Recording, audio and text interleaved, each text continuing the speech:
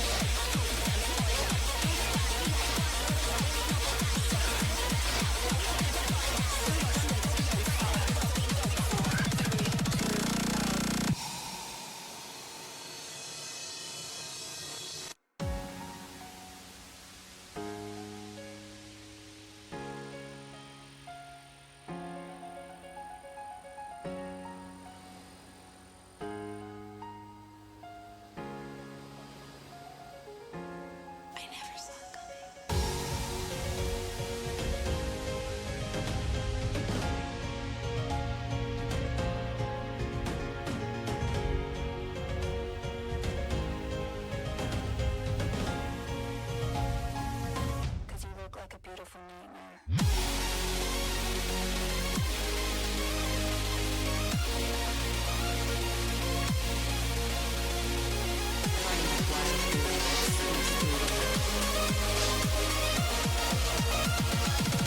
You look like a beautiful monster.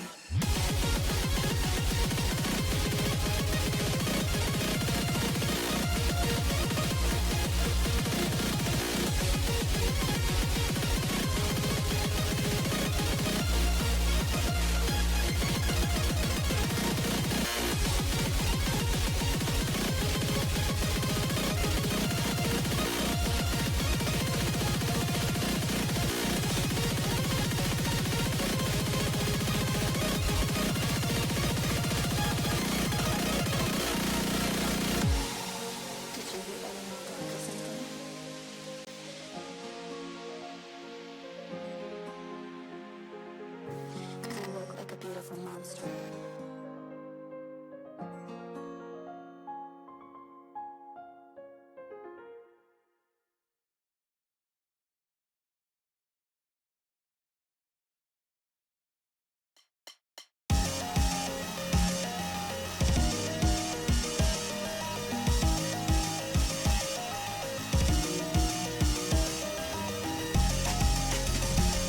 Lunars don't be insanely predictable challenge. Impossible. Oh wait, I don't need to count it. Hello! Hi! How's everything going? How's everybody doing? That background is in the wrong place and is in the wrong capacity. I could've fucking swore I got that right.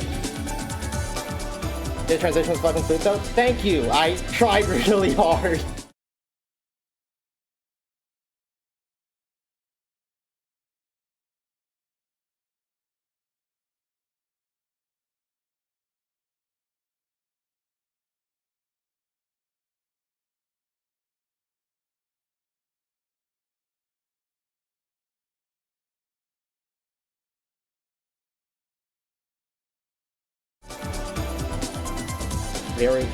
Very easy for no reason.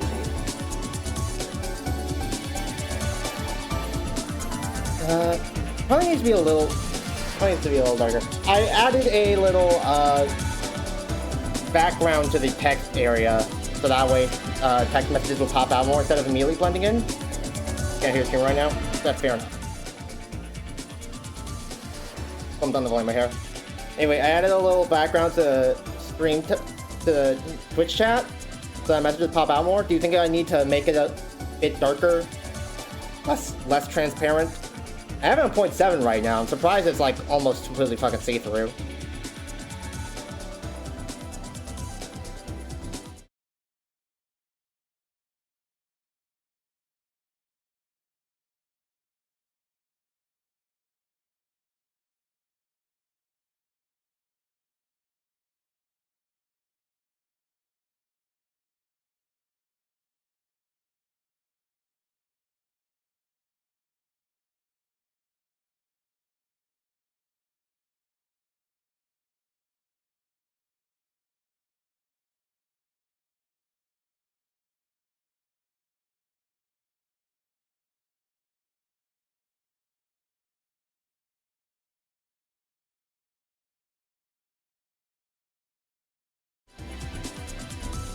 There we go. How's that look?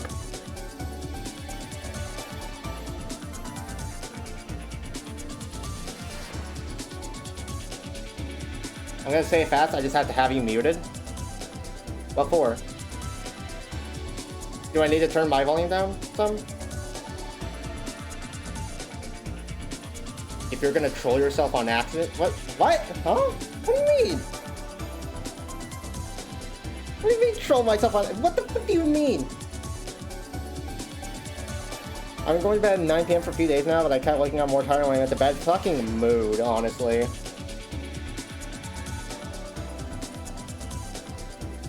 Also, I am sorry to do this to y'all, but I still have not found a perfect position for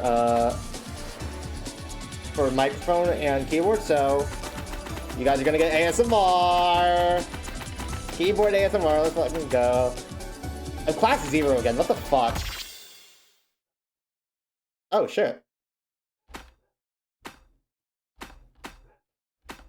You know, it is a Vivid Stasis update. I should have expected a UI change.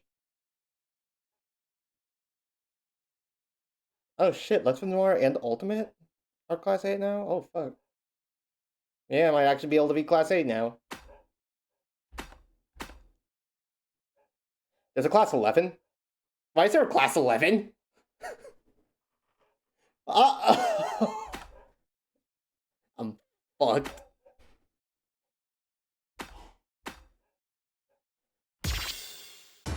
Okay. Oh, hold on just a second.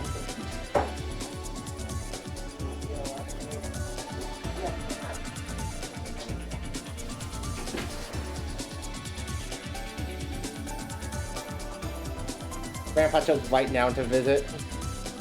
Look at all the flex in the dedicated channels he has hardcore. I'm not Class 11. I didn't even manage to be Class 8 when the first song was fucking ESM. Oh, I need to rep a new song, I don't think that. This was fucking wild, by the way. It's her, Madeline Celeste. Oh, what the fuck are they? There's one.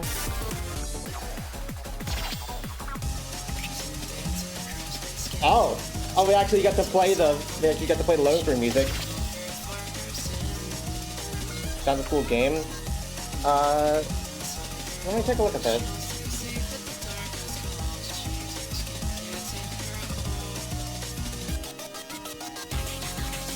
You are right, this does look neat. I'll have to give that a look later.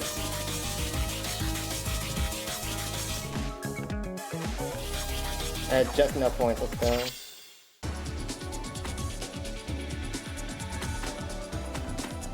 Sorry y'all, I had to do the annoying ass like reveal intro because I did it for chapter 4 as well with Last Wish. Hold on, I want to see like what all we got. Got Gauntlet. No.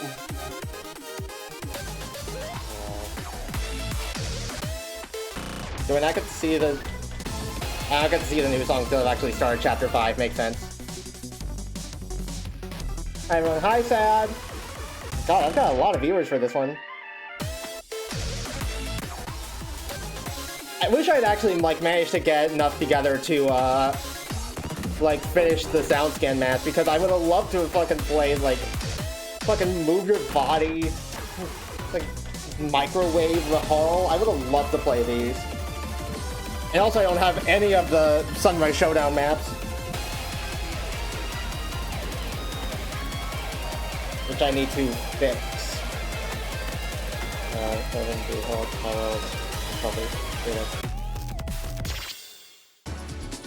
What do you mean chapter 5? I mean chapter 5 is what I mean.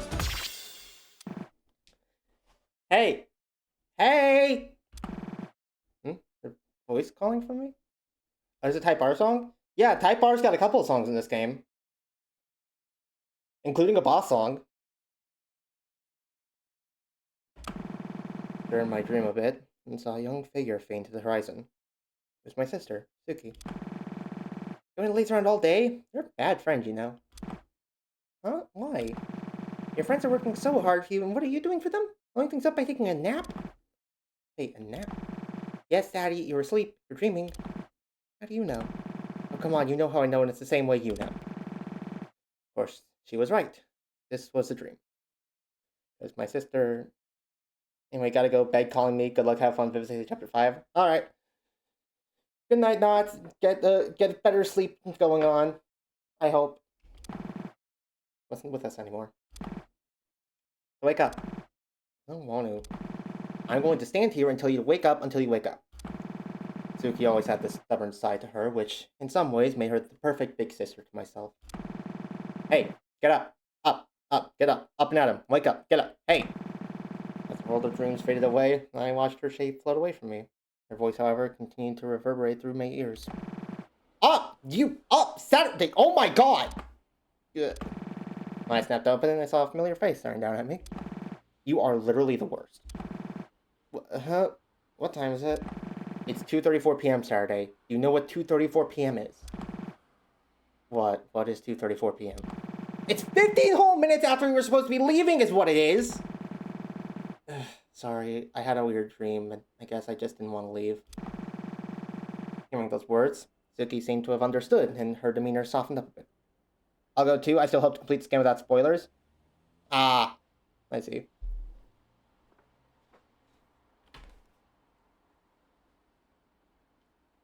Yeah, fair enough, honestly. About your sister, I'm guessing. Yeah, it was just a dream, though. Nothing but a figment of my own psyche. Suki scoffed jokingly, trying to lighten the mood. Well, I'm a figment of your own psyche, so your wording hurts a little there, but I get it. I chuckled and stood up from the bed. Elson walked in.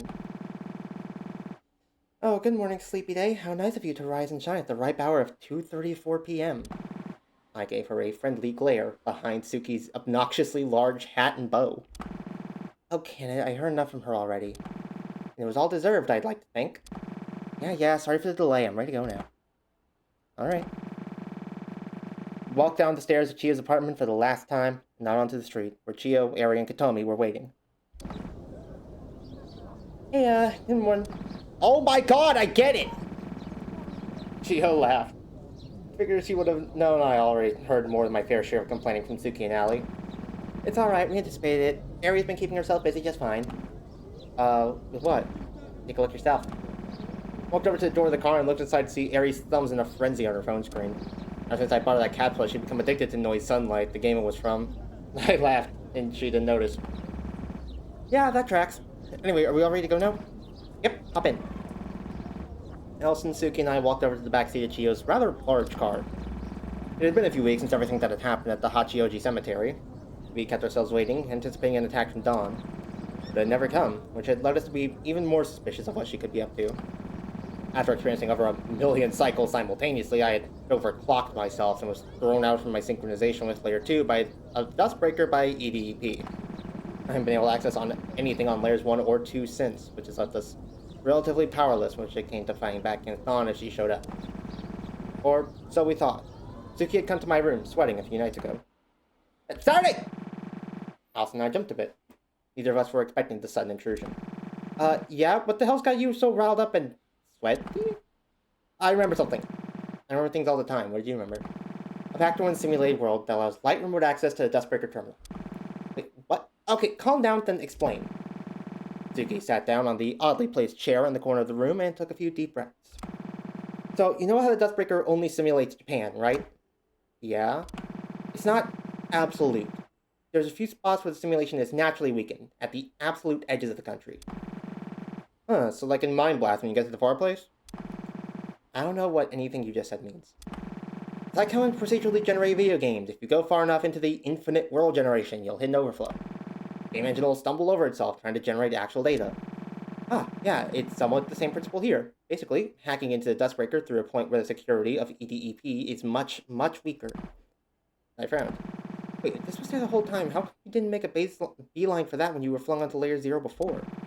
I was so out of it when that happened that it honestly completely slipped my mind. I really had any reason to think about hacking into the Dustbreaker since I was already, or at the very least thought myself to be, satisfied in my position on Layer 1.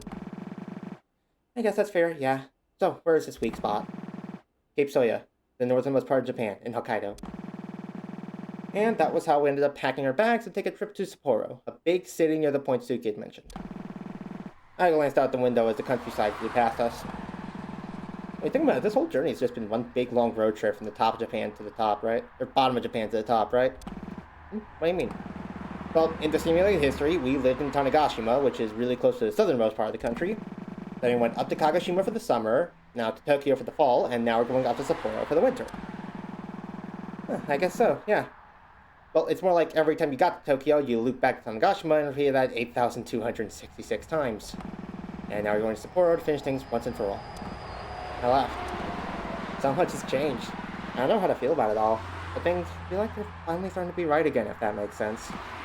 Also, well, for one, Storyteller and I being one again. Obviously, it would feel like I regained a part of myself because, well, I did, but it feels like I'm starting to see the world for what it truly is. I guess I can understand that. Like the pill analogy. Sure, staying in Wonderland would be great. You never have to face stuff head-on, so your life is way more consistent. Everything comes the same, and you like that. The idea that I represent. Yeah, and on the other side of things, forcing yourself to charge into the ugly truth, giving yourself at so much more risk of harm for a greater sense of happiness. The Liberator's idea. Yep, one thing I'm gonna realize is, you kinda need both. Like, yeah, you're gonna have to face things as they come at you, that's how life is. Overcoming them will lead to an exponentially greater happiness than if you just stay in your comfort zone unbothered. But you need to care about yourself too. You know that it's okay to take time to heal, to take things at your own pace. And to know that the feeling of wanting to run away is part of you, and a part of you that just wants to help. Suki didn't say anything. The Storyteller was in contact with Layer 4 to execute her plan to break Lock S. She called it the Vivistasis operation. And I think I figured out why. With that fucking ambulance, shut up. I'm trying to dump exposition here. God. Yeah? What? I mean, think about it for a second. I'm not gonna spell it out for you. Suki thought for a few minutes, and then a light bulb seemed to go off in her mind. I think I get it. The Vivistasis operation wasn't just about breaking Lock S, huh? I nodded. Yeah, it was about joining Vivid and Stasis, breaking the separation between them because you need both of them, and both can represent either. And that Storyteller, she was on a whole other level. You don't need to talk about her like she isn't here. She's inside now, and sometime soon you'll see her yourself, you know? You're right. Sorry, Storyteller. I'm not bothered. Also, there's really no need to refer to us separately anymore. Fair enough. Drive continued for many hours. As the sun set behind the mountains, Chio pulled the car over to a rest stop that had a cafeteria, and we got out to stretch our legs and grab dinner.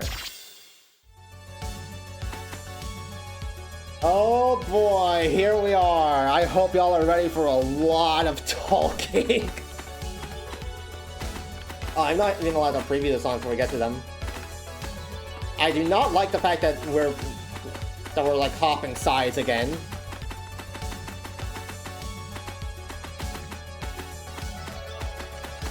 This whole hopping thing seemed to be like a thing only for like...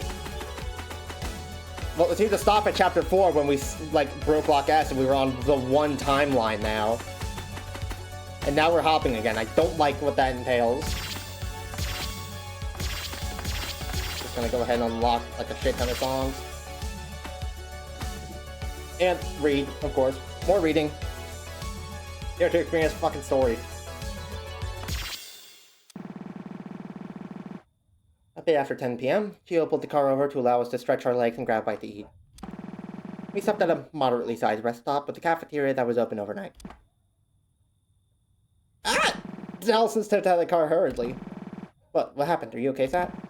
I stood up too fast. Allison sighed. We've been in the car for over 6 hours with minimal breaks. I'm surprised you didn't have to get out of the car at any point in that. I'm very resilient, I think. The sheer contrast between Chapter 1 art style and Chapter 4 to 5 art style. I love how ever since Chapter 4 you can just see the art evolution by the fact that they just have not changed Allison at fucking all. Evidently your legs aren't. She walked out the driver's side door and walked by. Yes, as she headed towards the entrance to the rest stop's building. Hey, thanks for your input, Peanut Gallery. Chio and Allison laughed. I'll go find us a seat, okay? Take a second to let your legs adjust. Yeah, sounds good. Thanks, love. Allison fidgeted a little, flustered, and walked off in the same direction as Chio. I sat back down the edge of the car seat with the door open. A taller figure walked up next to me. Do you think they have salmon nigiri here?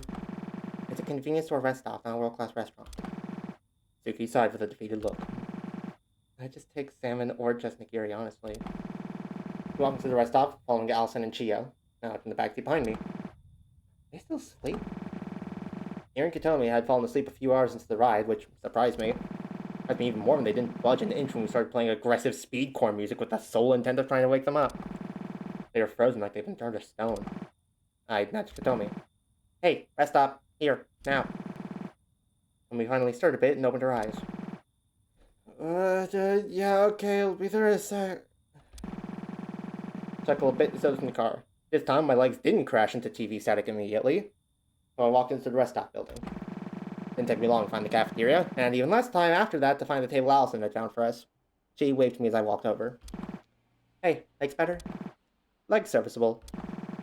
She laughed, and I took a seat. Did you get a chance to see the kind of stuff they have here? Well, I did, but the thing is that even though the rest stop is open overnight, the kitchen isn't. Which makes sense, but it looks like it closed at 9 p.m. Oh, so there's nothing to eat. I mean, there is the convenience store built into the building. Seems like that's our only option. Honestly, fair enough. Should I go get some stuff then? I'll come with. Okay. We both stood up and walked across the building interior to the convenience store.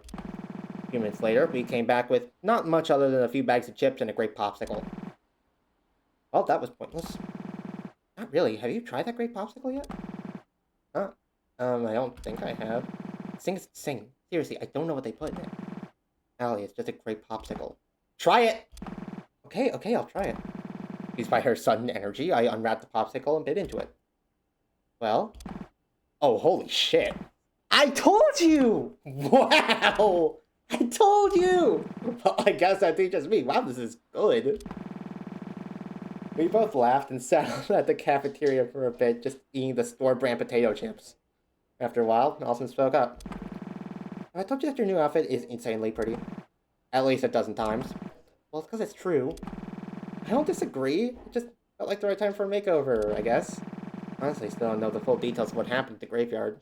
You've explained it to me, but it's just so much to wrap my head around, you know? Yeah, I don't blame you. It all feels like a dream still.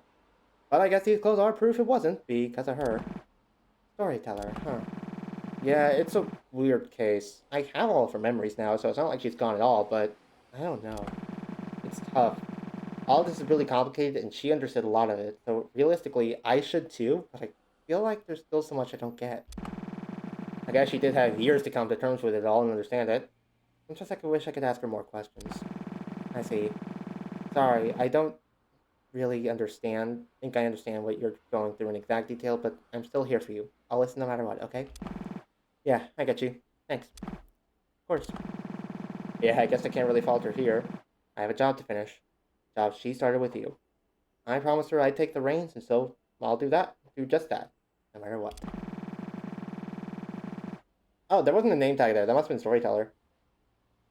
By the way, did I tell you? I actually got Suki to agree to spend some time with us during our arcade trip when we get to Sapporo. Yo, no way! Damn, she's really opening up, huh? Yeah, it's surreal to see, but I'm glad to see it nonetheless. Yeah. Saturday, can I ask you maybe something a little tough? You know you can. What's up? Allison's gaze lowered a bit. Has it not been hard for you being around her when you know that her name and appearance aren't, you know? I sat back in the seat of the cheap cafeteria table we were at. At first, yeah, I didn't have that problem with Dawn because her appearance, name, etc. was entirely formed and created by my own mind during the severance of emotion. But Suki was my sister's name. It took a bit to adjust to that because the Suki we know right now is not her. It's not. I'm out of batteries. Time to play the game again mood. And even further than that, she's a part of you, isn't she? Sure, but I don't think it makes a difference. Does it not? Not currently. You'll be a part of me, definitely. It's required for us to leave the Dustbreaker that we rejoin. Same with Dawn. Right now, she isn't me, right? She's her own person, fueled by her own humanity with her own feelings and opinions and experiences. I think that individuality is enough to separate us, at least while we're like this. Yeah, I guess that makes sense. That's an oddly you way of looking at it, I think.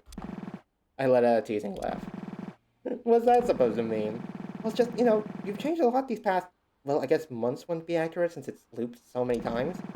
No, I think that's accurate. As far as I, as myself, am concerned, my memories only contain part of this cycle, the 8,266. If I have Storyteller's memory, I'm still me, I think. I guess that's fair. Honestly, I'm so confused about the whole cycle thing. You said you've been through millions of cycles, but we're still on 8,266? I just can't wrap my head around it. I don't blame you, and honestly, you don't need to worry about it. It would take a lot of time to explain in detail, and I'd rather save that for once we're out of this mess for good, you know? Fair enough. As I was saying, you've changed so much these past months, but not in a way that feels that different, I guess? But simply, I can definitely tell that the Saturday from July 2022 and the Saturday in front of me right now are still the same person. I'm really glad. I'm kind of worried about that, to be honest. Really? How come? At first, I was really ashamed by the way I acted, especially in those few months where my leg was injured and I had to just sit in our home and Kagoshima just doing nothing. I mean, you were there for it. There were a lot of moments where I blamed myself for way more than I should have. Yeah. So when we flew out to Tokyo, I was like, this is a fresh start for Saturday Tasagari, untethered by her past mistakes. And that ended up screwing me over so badly once I actually realized what was going on with our lives and the world and everything. That's fair, yeah. Like, when you really fuck up and make a mistake, you don't just put it behind you, you know? Otherwise, you don't really learn from it at all. As human beings, we are our experiences and our memories, and you can't really try to throw any of them away just because they aren't something you do anymore. Gotta keep our mistakes close to us so that we can learn from them, and so that we can come to terms with the fact that both the person that made the mistake in the first place and the person that we are now are still the same person. Allison smiled. You're such a sentimental dork, you know that? Yeah, I am, and I'm finally, like, happy with who I am. I feel like I've come alive in a sense. Even before Dudsburg, I was really unsure about a lot of things in my life. And I felt like I was just an amalgamation of the people and the things that surrounded me. More of a jumble of concepts, my own person, I guess. I definitely know that feeling. I'm still working on it myself. Yeah, the thing is, I know you'll get there. Everybody can, and being with people you know are there for you every step of the way will make that so much easier. I believe you. Thanks, Saturday. Right back at you, cutie. I stood up. I'm gonna head outside, taking some more fresh air before back on the road. That's good. I'll meet you at the car then. Gotcha. I'll head to the rest stop area.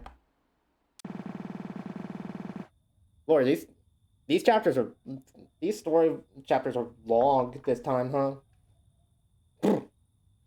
As I walked outside, I spotted a familiar dress flowing off of the bench to the right of the door. Oh, hey. Suki looked over at me. What you up to? Just thinking. I sat down on the bench next to her. What about? Humanity? Ah. Suki looked up at the night sky. I never really noticed all these stars in the sky, you know? There are a lot of them. Yeah, it's a surreal feeling. Well, I guess it's more like it's surreal feeling. Ah, yeah, I can kind of imagine. Much of my existence as the world keeper up until now has been spent lacking that. Filtering out anything that wasn't important to my purpose. It wasn't really that I never got the chance to see the stars in the sky, but I wasn't capable of considering looking at them in the first place, if that makes sense. It does, yeah. Now, spending time on layer 0, I'm a lot more prone to, well, emotions. All of them. It's a big adjustment. I guess it's a big adjustment to even have to adjust in the first place. Do you ever regret it? Being down here, I mean? Hell no. Not one bit. I'd take the inherent complexity of being human over being a lifeless husk trying to keep you trapped in the simulation any day of the week. It was miserable. Well, it wasn't miserable to me, but looking back, I can tell that if I was capable of feeling during all of that, I would have found it miserable. I'm glad to hear that. We sat for a few minutes, watching the night sky and the countless dots that illuminated it. You know, I've been wondering about something. Wonder away. Why are you so nice to me? Why is it so easy for you to accept who I am, what I did, why I look like this? I'm not your sister, and yet... Yeah, you're right. You aren't my sister. I think that's why I found it easier than you think. That in some alternate universe, if you were instead my sister somehow brought back to life, it would be a lot harder to come to terms with. Impossible, maybe. But you aren't her. You're me, and I don't mean to pat myself on the back, but I think I know myself pretty well at this point. You're Suki Tasagare, sure. And in this fabricated history, you're my sister. But you're not the same Suki Tasagare that was my sister in the real world. Honestly, the two of you are nothing alike. Really?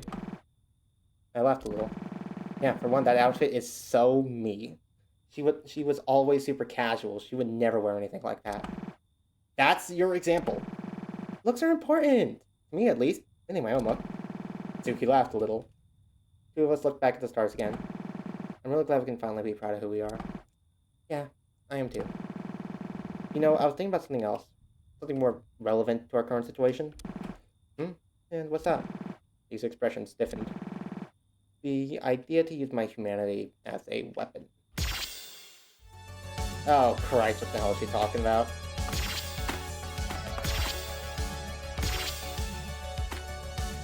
You know, let's just go ahead and spend all the batteries.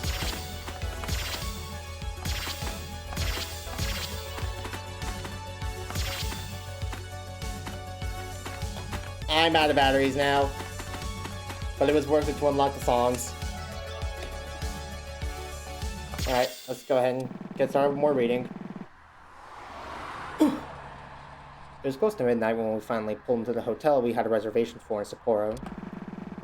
We stepped out of the car right outside the front entrance, and Chio went to pull it into the underground parking lot. Hotel, sweet hotel. You ever think about how with all the cycles you subjected us to that bed over 10,000 times? Damn, okay, I see how it is. Well, I didn't mean it like that. Harry and I laughed. Tommy finished picking a drink at the vending machine on the street corner and walked over to us.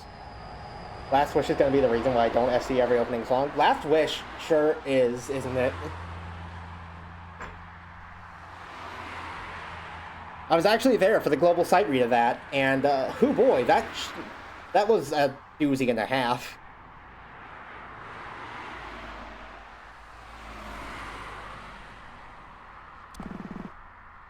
This apple drink is nuts, dude. Yeah?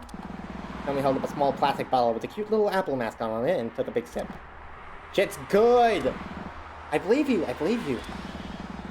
Just then, Chio's figure walked around the bend at the edge of the street block. That's all checked in. Here, Faraday and Ari, I'll give you 2 of these. He walked up to me and handed me a hotel room card. Oh, thanks. I guess it makes sense they wouldn't want to give out keys for each of us. We've been grouped into 3 groups of 2. Ali and I shared a room, Aaron and Katomi shared a room, and Chio and Suki shared a room. We took our room cards and walked through the front entrance to the hotel into the lobby. Later that night, I ended up taking a walk down to the dining hall before heading out for the night. Flaming hot mountain view, flaming hot mountain view. They didn't have flaming hot mountain view. God damn it. Oh, well. I ended up taking a basic soda and brought it to the checkout.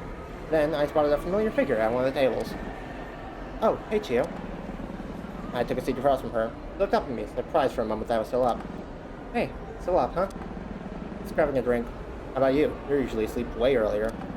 Yeah, true. Just thinking about a lot of stuff, so I didn't want to retire for the night just yet in case it could carry over into my dreams. Want to talk about it? We have more important things on the go right now. Sure, but that isn't an excuse to push your feelings aside. What's going on? Well, it's just, I'm nervous about what happens once we get out of here, in a lot of ways, but specifically, like, how it pertains to me and my involvement in all of this. Ah, that's entirely fair, yeah. Even if, legally, I end up punished, I'm really more worried about you guys. We're working together right now. Once we're out of here, what I am to you is someone who got you wrapped up in all this in the first place. Gio. Just stressful. When I hope or pray that things just be easy, I feel like I'm dodging the responsibility of what I've done. It just feels suffocating. Hey, Gio. Why did you join the Sunrise Foundation in the first place? Gio seemed confused as to where this was coming from, so confused that she wrote her question mark backwards. Well, there was the aspect of it where I had known your dad for a really long time. I've also been meaning to ask how you two even came to meet. Oh gosh, I don't even know if I remember. Well, I'm 25 now, so I would have been 20 when we met. He just entered the big business world, and I was looking into it myself. We hit it off because we were both dissatisfied with the current state of mental health treatment in Japan. So that's why I joined the Sunrise Foundation when he founded it. Huh. Well then, I don't think it's an issue. Huh? Why not? You wanted to help. That's why you joined the foundation. That's why you built the Death Spring. That's all that really matters to me. You think so? I don't know if I'm deserving of that. Legally, the situation might be complicated. Once we're out of here, sure, I'm not denying that. I'm not just gonna suddenly not have your back once we're back out of the Dustbreaker. Anyway, don't fret it, okay? Honestly, you're the bravest 19-year-old I've ever seen. I got a situation that bred that bravery isn't exactly something most teens experience. I laughed. That's true, and there's also the fact that I'm technically 21, because a storyteller was. Huh, I didn't actually put that together. Fair enough then, you're the bravest 21-year-old I've ever seen. I'm flattered. We laughed, and I took a drink from the soda bottle I bought.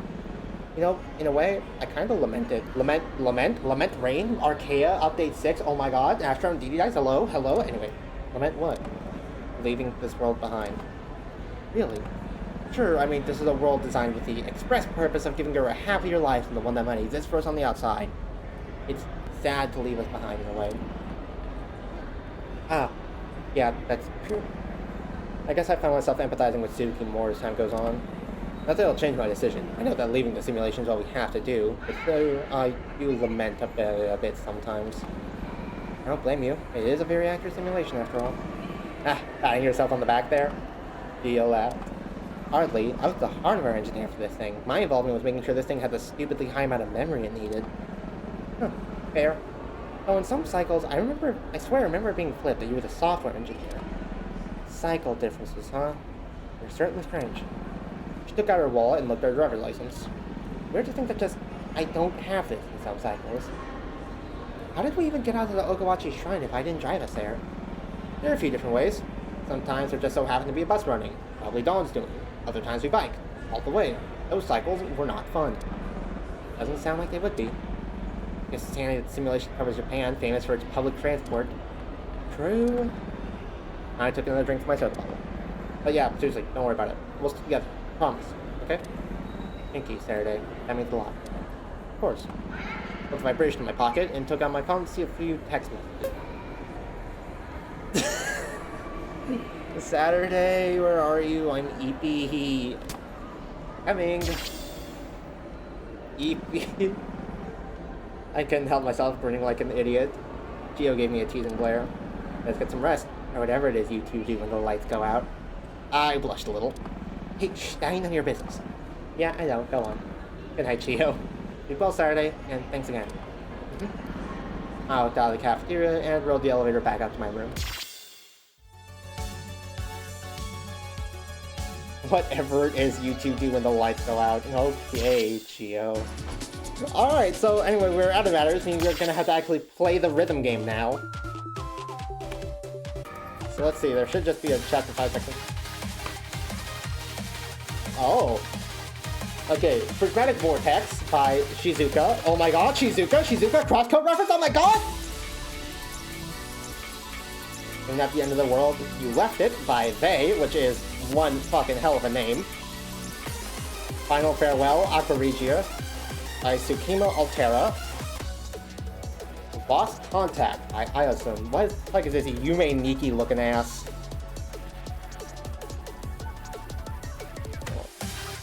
Oh, Prismatic Vortex is an encore, nice.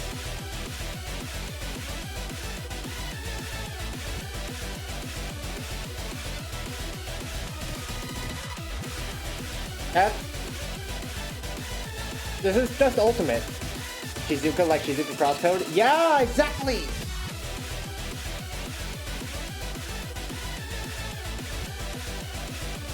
Yeah, like... Hold on, I need a... I know I'm just flipping things again, but like...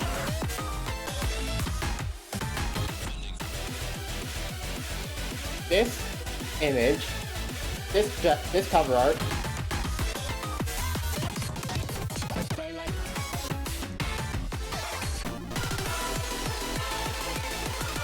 it's just Ultimate again.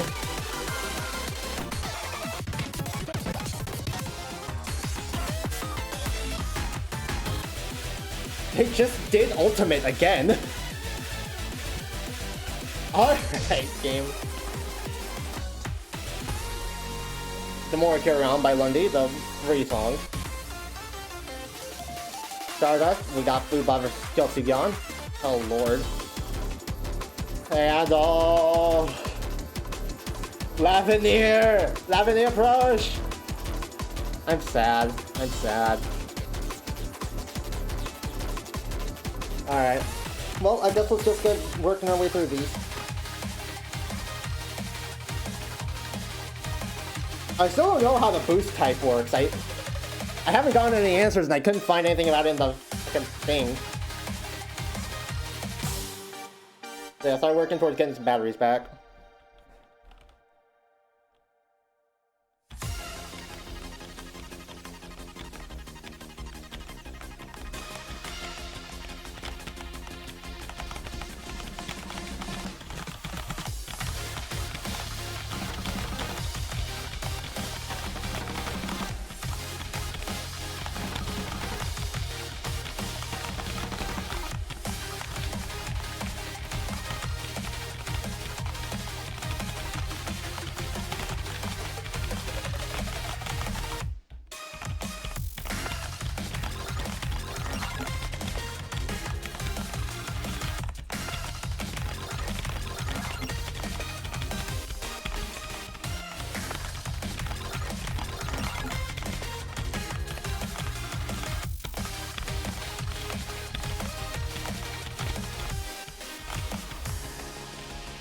I'm vibing with it.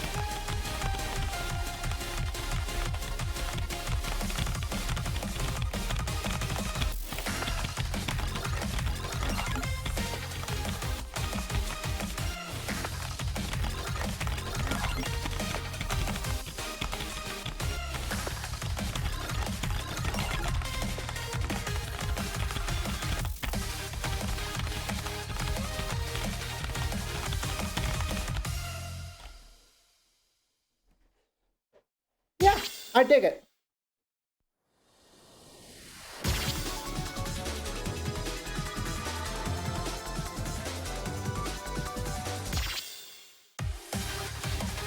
That got me a good few amount of batteries. Alright. Next up we got, oh boy, we got a gimmick chart.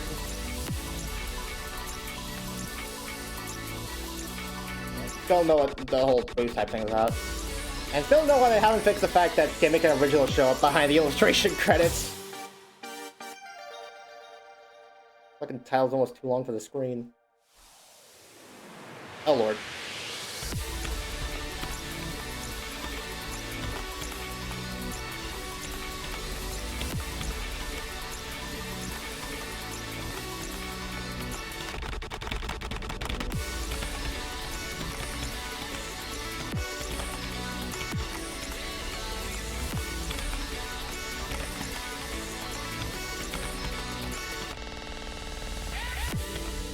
Okay, that was...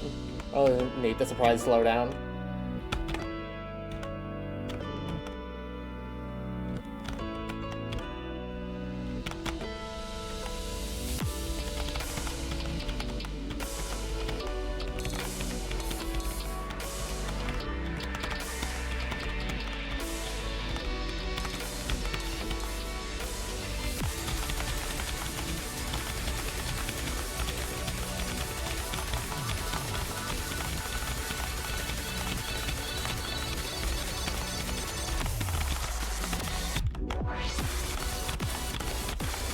Well, okay. Not where I was expecting this to go. Fucking dial-up modem sound effect? Hello?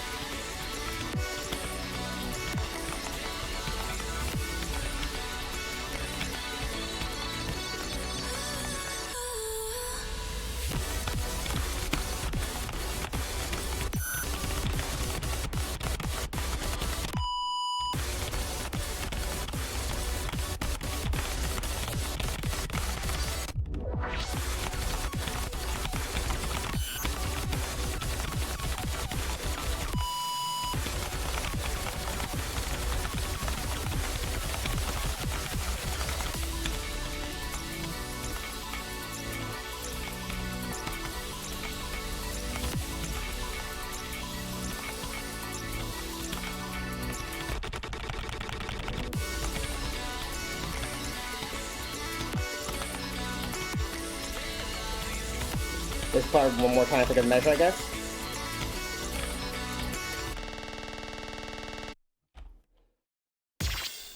Not bad.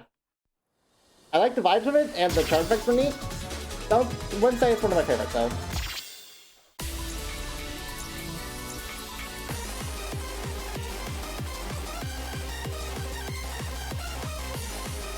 Okay. See what we got here, then. And we'll farewell Aqua Regia. I think that's how you pronounce that. Forgiveness is the fragrance that the violet sheds on the blue that is crushed. The more a flame turns to be prominent, the more it tends to be lifeless. My identity is I have realized that I have to control the versions. And yet I still believe. You were never mine to lose.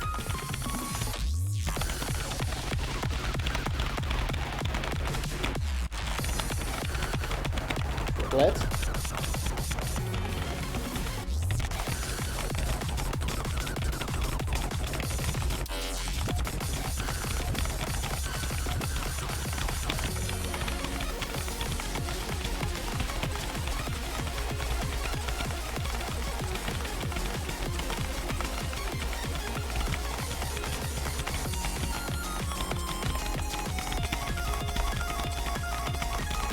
Oh shit.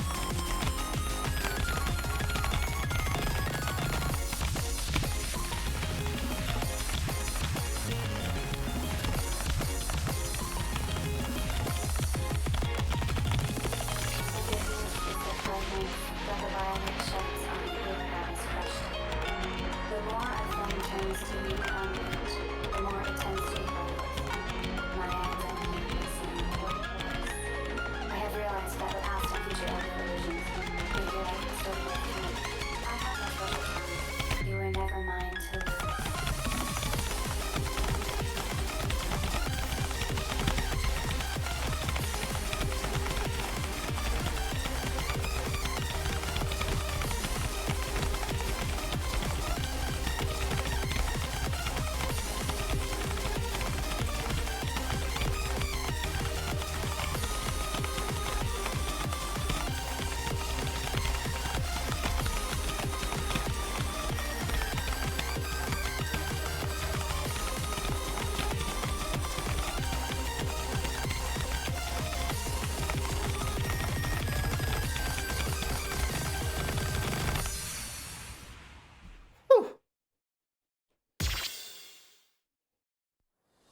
Not sure what specifically about that song got me so bad.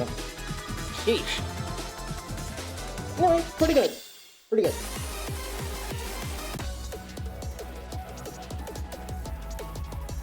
Alright. Let's just keep on going. Go through them all while we're here. We're gonna have to get... We do have, like, grade and combo requirements anyway, so... I'm probably gonna need to play them all.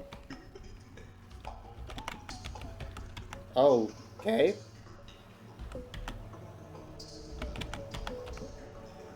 Starting out strong with the gimmicks.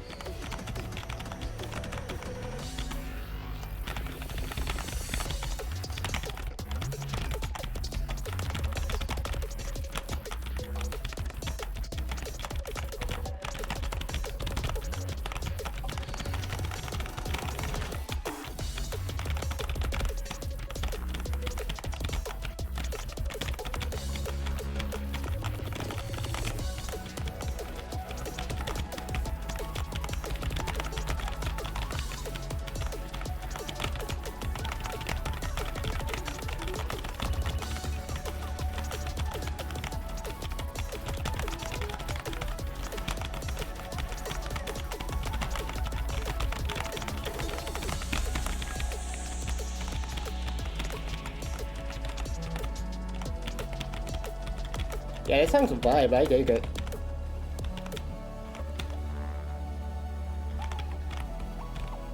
That's how it started though. I was kind of expecting a more gimmicky chart.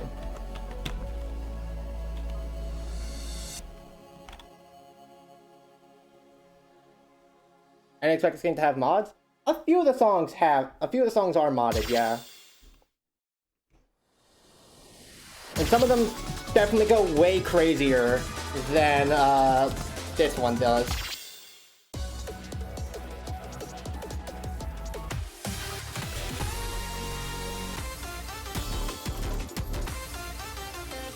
I wanna... Welcome. This is the funny extras category, but this is a story song. Let me show you how crazy the mods get. I'm gonna turn off the stage for this.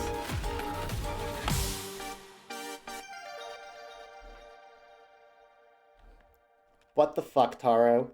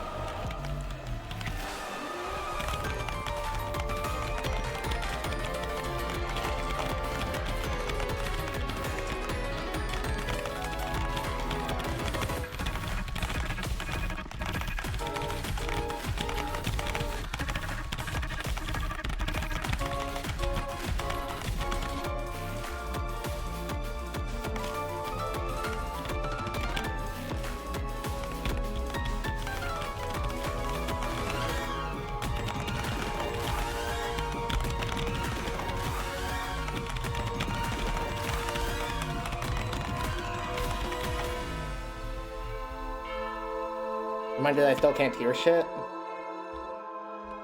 Is it still that loud? No one else is complaining about volume.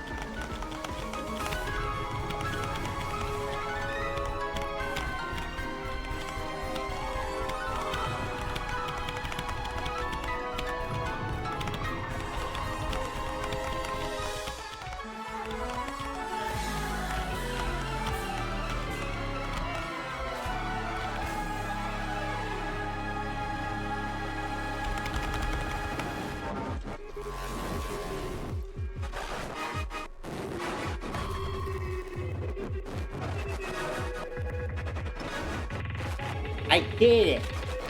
I won!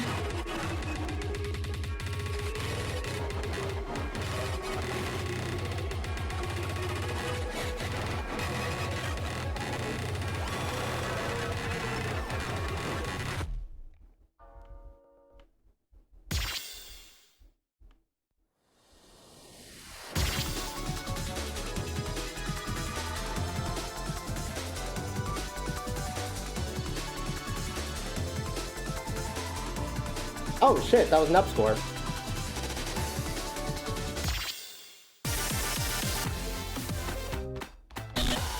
Not anything new here, right? Yeah.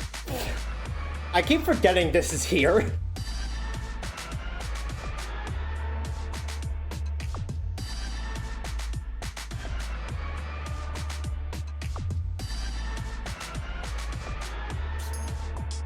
Video games. Can you read? I'm in car ride with no headphones.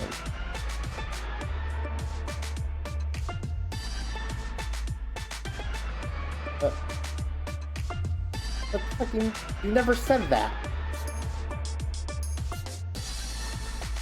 Oh. You did, that was right. Okay, you did, that was right before Knott's talking. The way you... I just kept... the only one I had seen was, I'm just gonna turn off you if you're gonna be trolling yourself. I thought there was a volume issue. Alright. Let's get back to playing normal songs.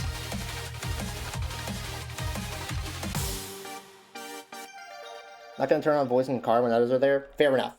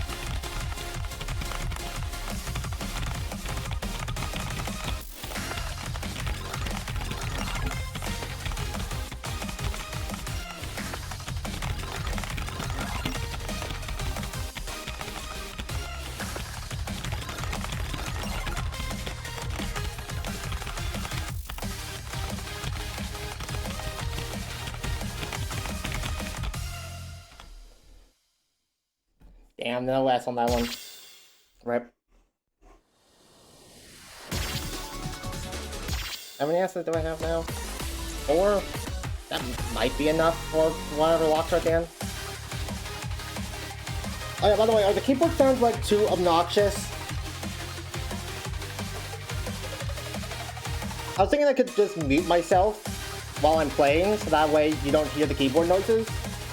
The only problem with that is I'm worried I'll forget and not unmute myself.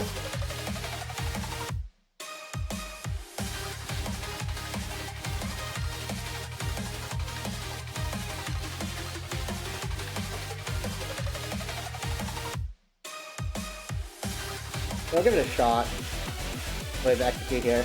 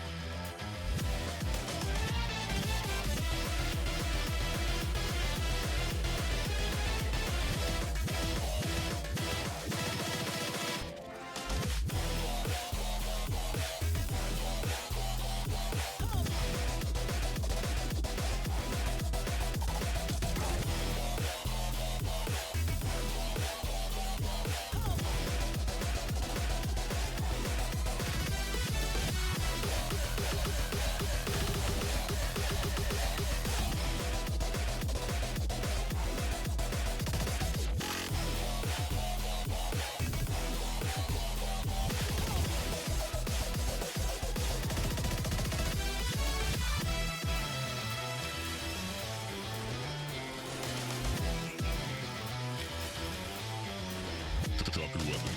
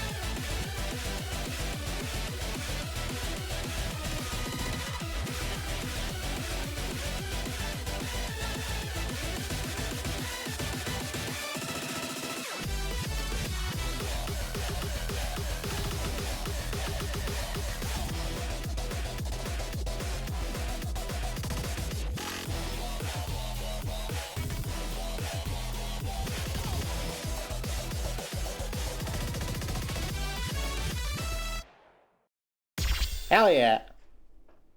Actually, and I even actually remembered that I was muted. I like that song. That song's pretty good. I like me some more Dolph. We'll go ahead and finish off the ones we have unlocked, and then we'll head back to more reading.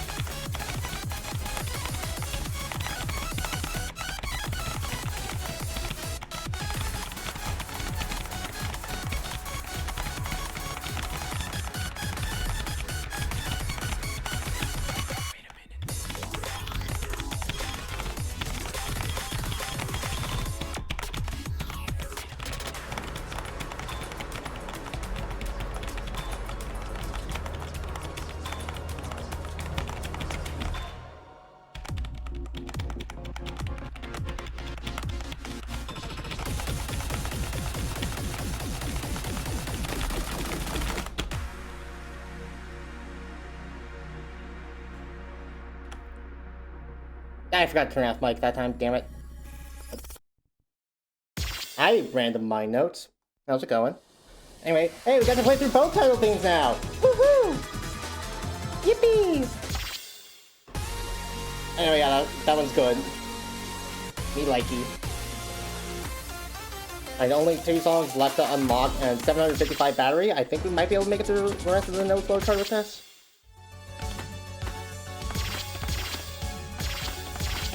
Focus on songs. Alright.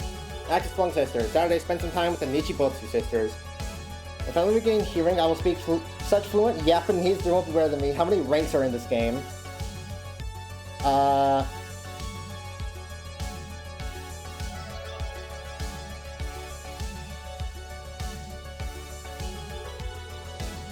on. Just remembered I can't actually say it.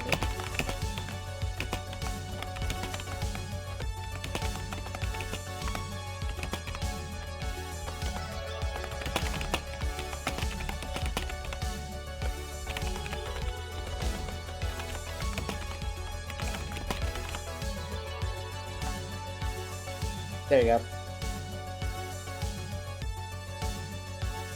Oh, I have a thing apparently.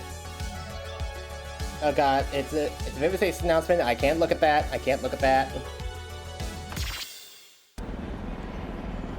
Anyway, the Nichibotsus. Who boy, is this gonna be lore for Polymorphi and Heart Lodged?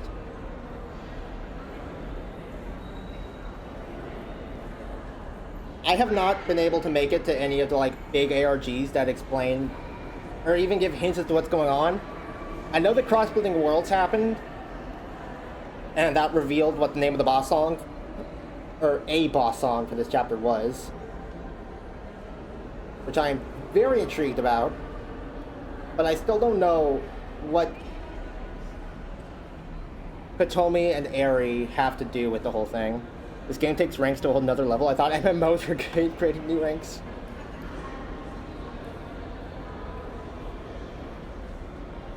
Pretty sure SS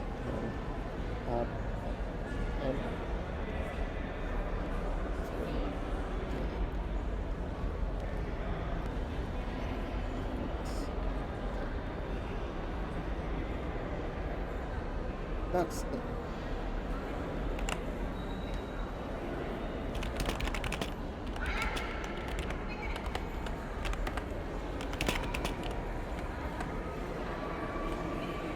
Anyway, next morning I found myself awake at the midpoint between 10 and 11, so 10:30. Allison was still asleep, so I tiptoed out of the room and took the elevator down to the dining area. Going into the dining hall, it seemed like they were just finishing serving up breakfast. Ooh, made in the nick of time. Sick last night, I spotted a silhouette I recognized sitting on one of the tables. Well, two silhouettes, technically. Oh, it's Eren Kotomi.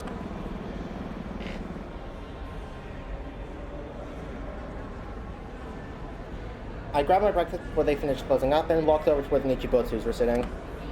Morning. Oh, hey, Sat. You're up earlier than you usually are. Well, I feel like if we're trying to save the world, I should at least try to keep getting a normal sleep schedule for now. Especially after getting yelled at about it yesterday. Fair enough. Take a seat, yeah? Sure. I put my tray down on the table and sat down on the bench next to Eri. Saving the world, huh? That's really what we're doing. What do you mean? I mean, we're not saving this world at all, are we? We're dooming it to being shut down. I've been thinking about that. That's true, but it's not like this world is real. Nobody here other than us is a real person. Logically, that's true, but morally, I can't help but feel a sense of regret. No, I understand. I was talking about this with Chia last night. I mean, we all know what we need to do. We need to get out of here. That's the first and foremost thing. It's also kind of sad to be leaving behind a world designed to keep us happy. Yeah. Now that the world for what it is, we can't see it as real anymore. It was easier back when we were unaware because we didn't have any reason to observe the logical imperfections of the world as the technological drawbacks that they are. Yeah, and I kind of lament that, especially when we consider that Eri and I's role in your guys' lives was fabricated even more than anyone else's. I was confused. What do you mean? We got some of our memories back. Oh shit. Big thing is, I think, realizing that the layer 3 that you, Allison, and Shio lived in before entering here, and the layer 3 that Kotomi and I existed in before entering, aren't the same. Huh? I don't quite follow. I'm surprised. You talked about a fair amount of time before the many worlds interpretation. So wait, you guys aren't in the same world as the rest of us. Yeah, the exact details of why or how we ended up here we can't quite make out, but we can say that much for certain. Oh, that's kind of surreal to think about, that you and I never knew each other before entering the Dustbreaker. Don't get me wrong, Eri and I don't plan to just ditch you guys first chance we get. First off, I don't think we even can do that.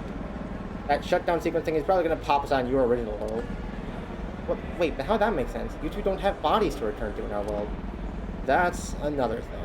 we've come to realize that we aren't like you guys in that sense. Your minds were brought into this world, and bodies simulate the results of that, and the bodies you inhabit will disappear when you go back into your real one, or at least I assume. But we aren't like that. These are our original bodies. Huh? What? How? Saturday, if we knew that, we would have told you. We're still piecing things together. Are you even sure you'll be able to get out of here when we shut down the world? I don't want you two getting trapped in here. I guess it's as good a time as any, then. What do you mean? To ask you a favor. I was confused. And that would be, you use the power of the fourth dimension to send our bodies out the layer. Fourth dimension? I didn't know if it was possible, but if anyone could do it, it would have to be you. I don't know if I can promise that. My connection to the fourth dimension has been right only ever since the graveyard incident. I can speak to the fourth dimension through the narration of the TVO client, but it takes time to be sent up, so I can't hold a consistent conversation or use any of the power. That's okay, just if you do gain the ability to access the fourth dimension again. I mean, if I can't, then of course I will. Nobody's getting left behind if I can help it. Thanks, Saturday. That's really all we can ask for. I took a hearty bite of my breakfast. I was already starting to get a little cold. So, you know what you're gonna do when you get out of here? Find our sister, or a way to contact our sister. There's not a single guy in this entire game. That is because Cheryl Stelly is incredibly fucking gay. Huh? Your sister? There's another one of you? Yeah, Kanshi Nichibotsu. Our memories of her were struck in the record when we entered the simulated world, but in getting them back, we were able to remember her. Huh. I had no idea. Kanshi, huh? That's the protagonist of Polymorphite, I think. I don't know why, but I feel like everything is connected to her. If you find Kanchi, you find out the truth of what caused us to end up here. That's wild. I wonder what she's like. We do too. I mean, I'll help you look into it, obviously. You sure? You deserve to take a break after you get out of here Saturday. Please don't immediately jump into something else. Oh, it's no problem. I promise. I want to help. It's appreciated. I finished off what was on my breakfast tray and sat back. In more current matters, are you guys joining us tonight? Your excursion to Cape Soya? I thought you wanted it to be just Yuchio and Suki. No, not that. I'm dragging Suki out to the arcade. Oh god. Hey, it's gonna be a blast! None of that! Regardless, Allison and I were already planning to go to a night market. Why don't you guys just go afterwards? We can group up at the arcade, and once we're done, we can all go to the market. Ooh, I like that idea. Fine by me, but don't expect me to be a huge arcade junkie. Bet. Don't give me that look. Around 8-ish, I think? I think I accidentally skipped the dialogue.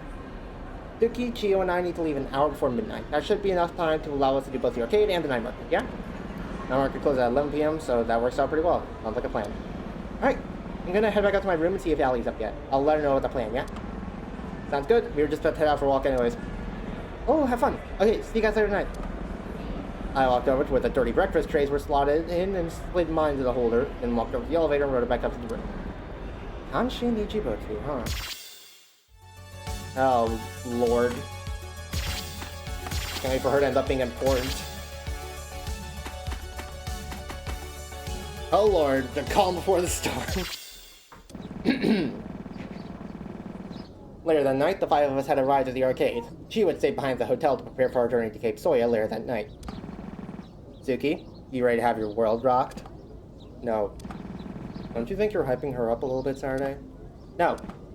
Oh, God. The arcade building I ended up choosing was a giga building with 5 floors. It was open for another 2 hours. The streets of Sapporo were crowded as snow fell down as we walked along. Being in the north of the country, it was naturally very snowy during this time of year. There were a lot of snow-related festivals to accommodate that. Maybe it's a good thing she wasn't here. Do you have, like, any heavier outfits? I've never seen any. Me neither. Nope. Damn. When we got in Tokyo for most of my life, we got a bit of snow, but never anything like what you see in the north. And I definitely hadn't seen much at all in my time in Tanegashima in the simulated world. So I was just enjoying the weather. Finally, we'd arrived in front of the huge building and walked inside. What machine is that they just covered up? Immediately once we stepped inside, Avery covered her ears. I had forgotten the warning about the noise levels inside arcades. Oh, Jesus. Suki looked behind her, seemingly glaring at the exit door longingly, but I wasn't going to let her get away that easily. No, nuh-uh, no, you're not going anywhere. Suki sighed. I walked over to the sign on the wall that listed the various themes of the floors. You want to start fighting games or rhythm games? I don't want to start with either. Allie, what do you think? Is she a fighting game girl or a rhythm game girl?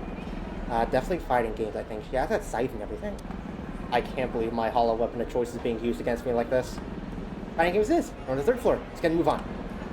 Hit the stairs excitedly. Katomi and Ali following closely behind, and Eri and Suki slumped down at the back, exasperated. Okay, so, I mean, you know what joystick does, right? I'm not that stupid. Yeah, so it's like that. Basically, you want to chain a bunch of button inputs together to do combos and turn the other player's health bar. I can't quite tell, but judging by the walls, is that like a tune rhythm behind Suki? It's way too dark to be a tune rhythm. Not to mention, this is the fighting game floor. Seems reasonable enough. Can I go up against you? I go. Are you sure? I'm pretty good. I don't want you to have a bad first time experience, so like... 5 minutes later...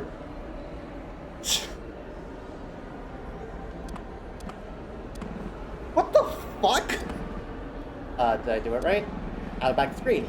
The round score in the best of 5 format we picked. The score read 3-0 for Suki's player. I think I've uncovered a newfound fear of my own capabilities in fighting games. Guess you better hope gets transferred to you in the merge then. Huh? Suki looked confused. What did I say? Oh, nothing. It's just... I don't think you've acted smug like that before. It caught me off guard. In a good way. I see. Alice moved closer to me and whispered in my ear. Did you know this would happen? No, I think you should regain some humanity by playing fighting games. Oh my god. Okay, again, you were going easy on me. Give me everything you got. I am, okay. I was gonna go easy on you! But again, this time, everything changed. I actually only lost 3-1 this time. Jesus Christ. Damn, wait, this is kind of fun. I'm glad you're having fun! Through our matches, I felt Eri tap on my shoulder. Hey, what's up? Can you go outside? Sorry, I forgot to warn you about the noise and put me in. What? Let me answer. Huh? Sure, why not? The scene that followed can be described as akin to a complete reversal of everything Suki had gained in the past month. It was almost painful to watch. No, you bastard! She was getting thoroughly and utterly demolished in every aspect. Eri's transformation was borderline horrifying. I had never seen someone's hands move and press buttons as fast as she did, and I played a lot of rhythm games. Eri Nichibotsu! At one point, Suki actually tried to summon her scythe, which, of course, did not work. Despite it, although it was kind of endearing in a way. Seeing her fall to base human instincts like this really did prove she was more human than she used to be. Okay, that's enough, you two. We've got a whole rhythm game floor to get through, too. Suki glared at Eri, who seemed unusually smug. This is not over. Sure thing. Suki made an uncharacteristic hissing noise, and we stepped back into the stairwell to go up the floor. The next floor up was lined with multiple cabinets of various different kinds of rhythm games. This is where I'm out of my element. Okay, which one do you want to... Oh, holy shit! Alton looked at me inquisitively, following my gaze, which landed on a small multi-game installation. That Noise Art Capo cabinet? I've been looking for a place that has one of these for ages! Is that uncommon? It is. AC cabinets are expensive to acquire due to their exclusivity to them. So basically, yeah, it's a little uncommon. Everyone had already long since stopped listening except for Suki and I. Ah! Okay, no. We're here for Suki. I can play Noise AC later. So, which one do you want to do first? Take a look around, surveying each of the vastly different machines. That one. Went to a dance game. Oh god. Are you sure? I'm very not good at dance games. Seems always fun to try. I sighed. Alright, come on. Got to the flashy cabinet and a Stand My Pass card. Suki didn't have one, so she just played on a guest profile. It was not to pace, actually. Suki was still way better than I expected. Someone who hadn't played the game to be, but not the level that I couldn't match her. Played a few credits and finally left the arcade.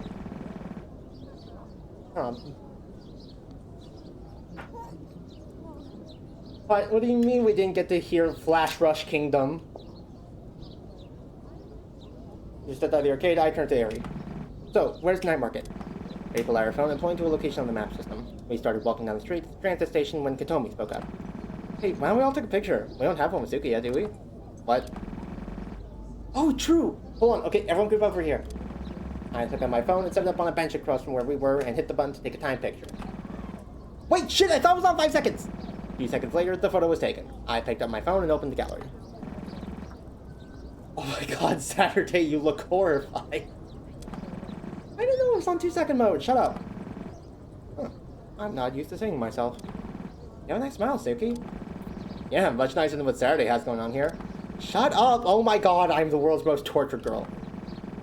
Everyone laughed, and for a moment, all of our worries seemed to fade away. In the middle of this dying world, we found life. We were alive. This is how things were meant to be. All that's left is to finish what was left for us to do. So, Lord, It's never a good sign when they end up getting to be happy.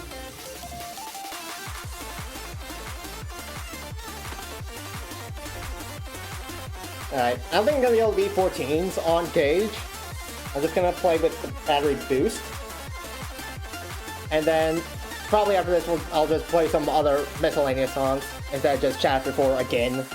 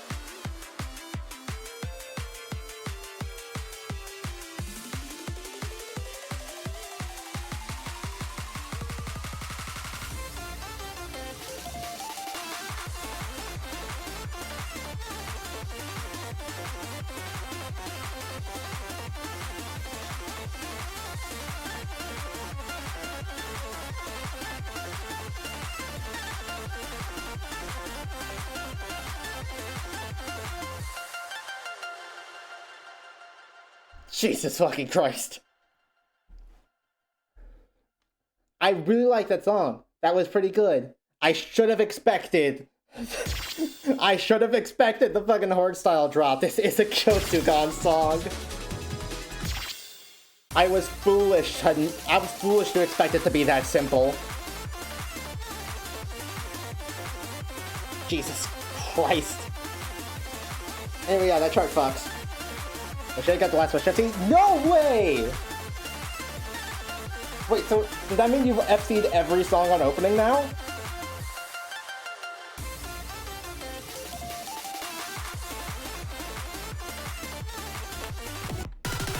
How many is that?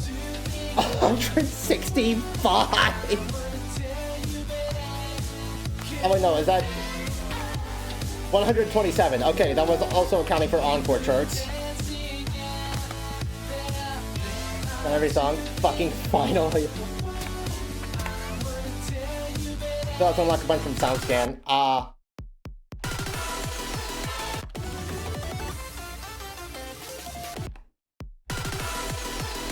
Yeah, I'm missing the Rotano songs, the Figro songs, and the Sunrise Showdown songs.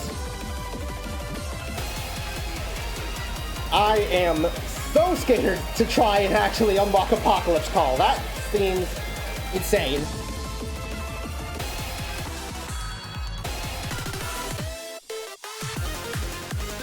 Luckily, I got a bunch of pretty good songs planned till then. I searched up Vivistation in the search bar and sure the second result.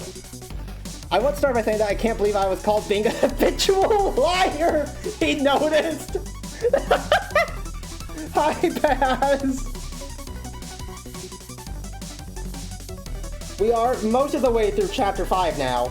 We've got the one last story entry to do before everything inevitably goes to shit. And we played every song except for Heptagram. We were just talking about the SoundScan maps.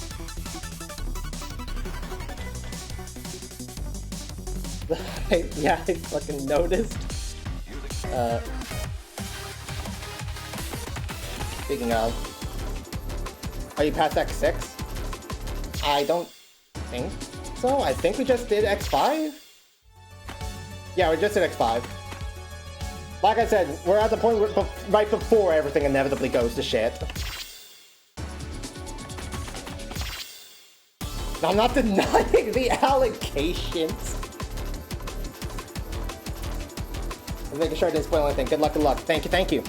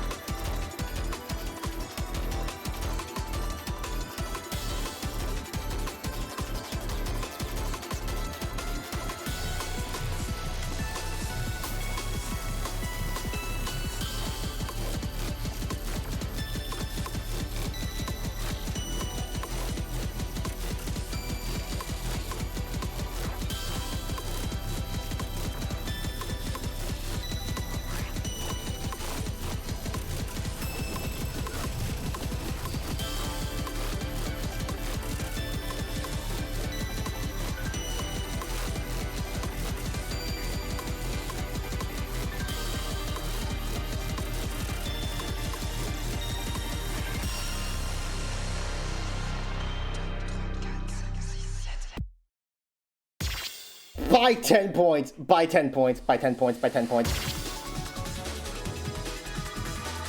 10 points.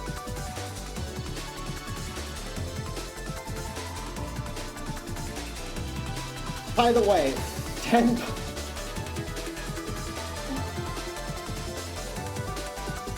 Also, I love just looking over at the chat and seeing, I just cannot believe why French oui. So glad my channel only has one brain cell.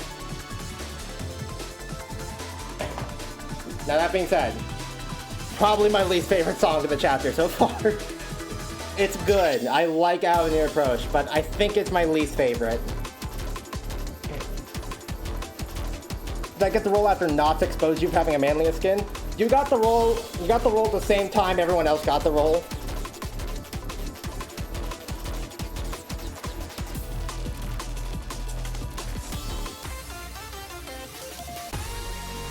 Alright, so that's... How is Prismatic Vortex Encore the only one I don't have an SF on?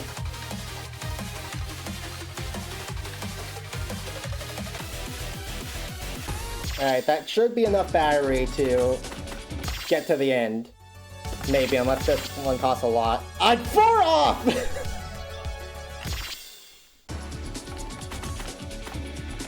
Alright, well, we have to play another song. Oh no, I am so upset by this information. Wait, hold on, my rating went up by 1. I want just to notice, at some point during the stream, my rating went up by 1, from 14,950 to 14,951.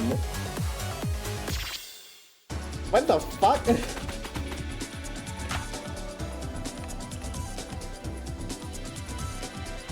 Heptagram did it! The Heptagram play gave me 1 rating.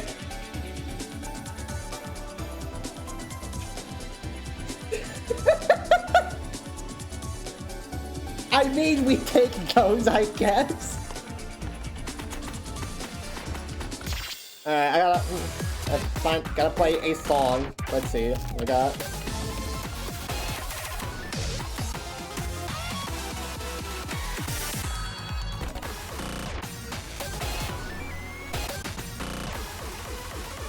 Fuck it.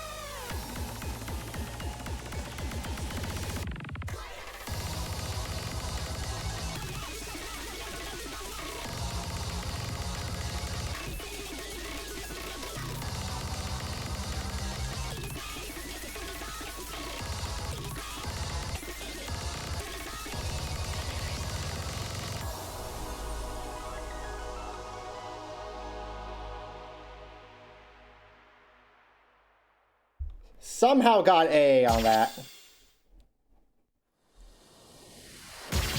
Don't ask about my high score. for some reason, there have just been like 2 days where I was possessed by God and actually did well at the video game. Like, the boss zones, I just have way higher high scores on them than anything else at the difficulty level, and I don't know why. I have an S on Supernova. I don't even have an AA on Exterminate.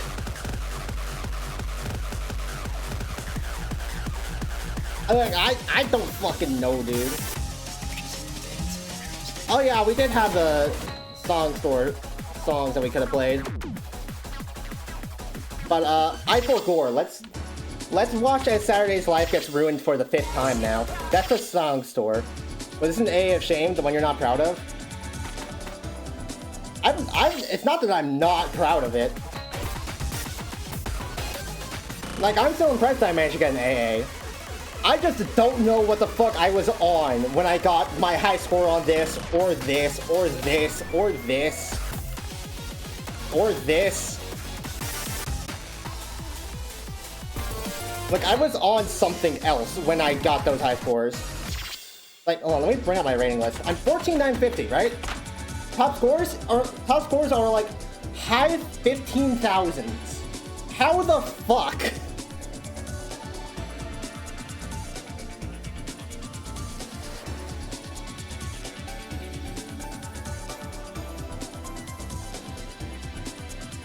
Like, everything from Energy Synergy Matrix up, I was a different person those days, apparently. Meanwhile, everything else is like, yeah, songs you would expect. Or scores you would expect for someone on my skill level, and then after Terabyte Connection Encore, it just fucking tanks. And I don't know why. Because there were some ranks, while good, you're not proud of them, at least for me. I don't look gift horses in the mouth. I try not to, at least. I will take what I can get my grubby little mitts on.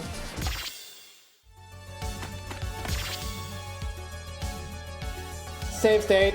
Saturday, Suki and Shio attempt to hack into the Dustbreaker. Long story warning? No. No long story warning. I'm not sure whether I'm more or less scared by that. As we drove into the night sky, I felt something rest on my shoulder. Ah, Suki's asleep. I don't know if she or Dawn needed to sleep before their time on Layer 0, but regardless, she was evidently tired. She definitely needed that rest for what was coming. How are you feeling, Saturday? About as right as I can be. I don't think there's any universe where this isn't scary. Yeah, I'm glad you're hanging in there at least. We were headed to Cape Soya, the northernmost part of Japan. Due to how the Dustbreaker simulates time of day, there's a brief moment in the turnover between days where the simulation processing is slightly weakened. We intended to use that to our advantage to backdoor the system to the best of our ability. I looked at my phone. It was 11:57 p.m.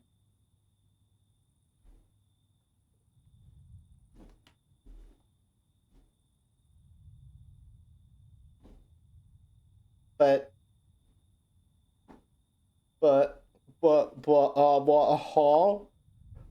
the game says 11:55 though.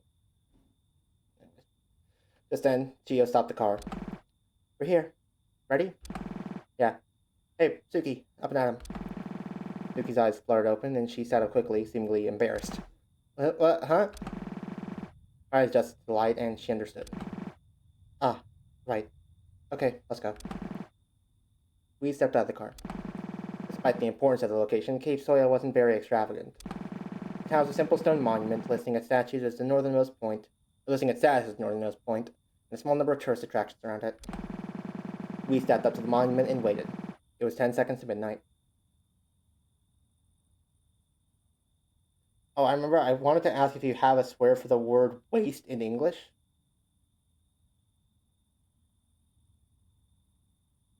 But like a swear that's supposed to call someone a waste?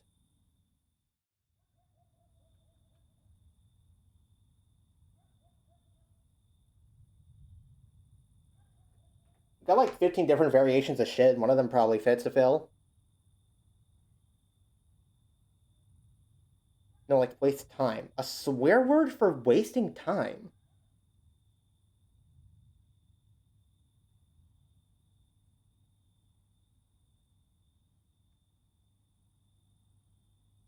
think we have anything like that. If we do, I don't know it, and if I don't know it, I would love to know it. That sounds like a fun niche little thing to just be able to bring out. Is procrastinate a swear?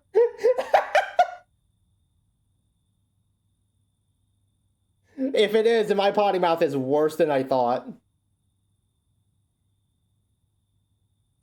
Alright. There's 10 seconds to midnight. So you can feel ourselves ready to jump on anything that seemed odd to turn over to midnight. 10, 9, 8, 7, 6, 5, 4, 3, 2, 1. There! As it turned over to midnight, a piece of the stone that made up the monument began to twitch and glitch out. I rushed forward and tugged at it. A piece of geometry gave way and I peered inside. From above, I could see the inside of the room that the storyteller and I had set in before the merge process. It was Dustbreaker's core. I pushed my head through the seam of the world, and pulled on a piece of the world, pulling it out and into the simulated layer. Is that? It's a remote piece of Dustbreaker's core. Looks like it lets us remotely access the terminal. Oh my god, we did it? Hold on, something about this isn't...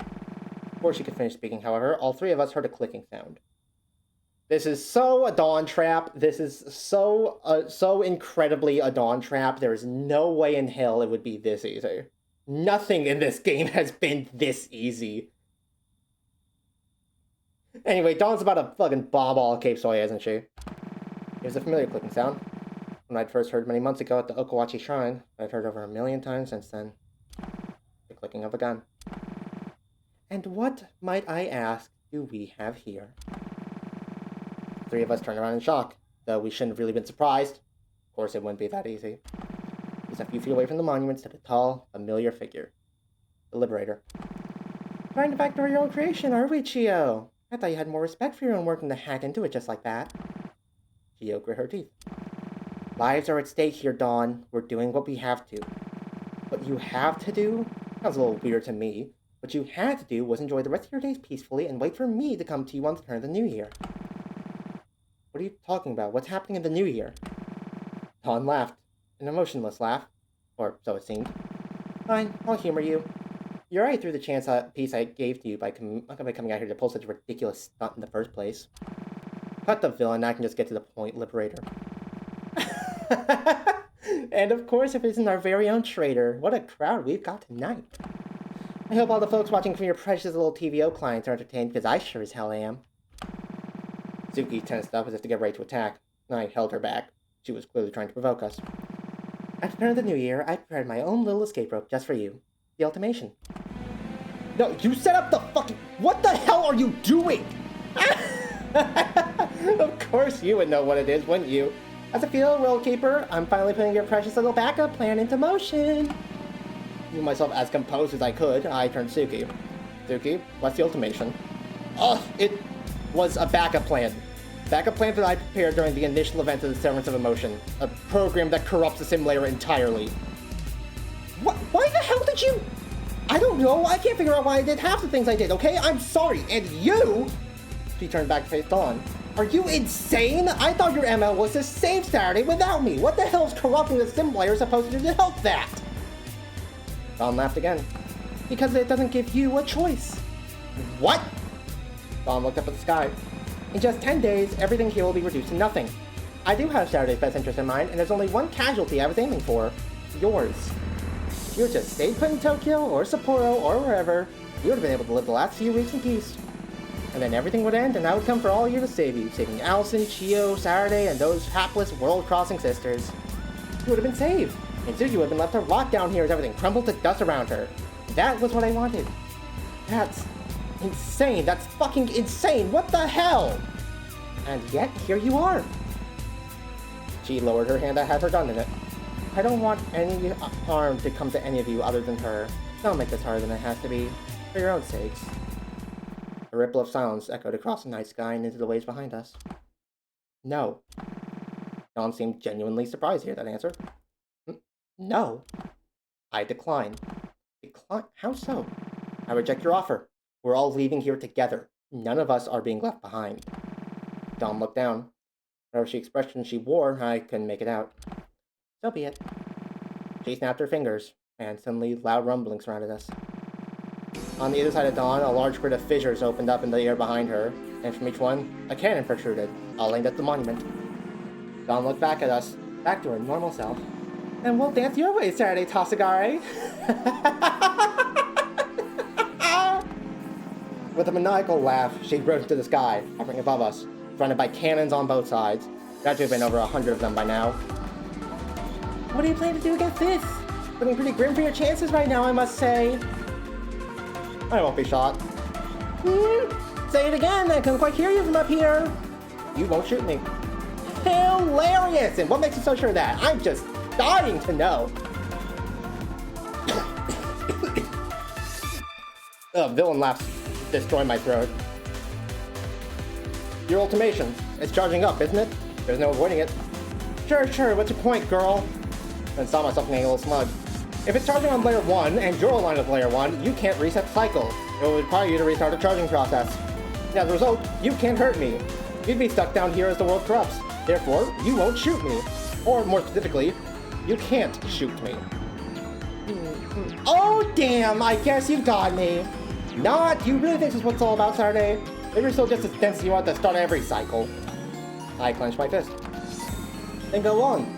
What are you planning to do? Lay it all out on the table and we'll give you a fair fight. You're right that I can't harm you. Or Chio. Even if I could, I wouldn't. But she is a different story now, isn't she? I realized what Dawn was getting at, and my composure broke in an instant. Or so it seemed. No, you bastard, you wouldn't! Oh, but I would!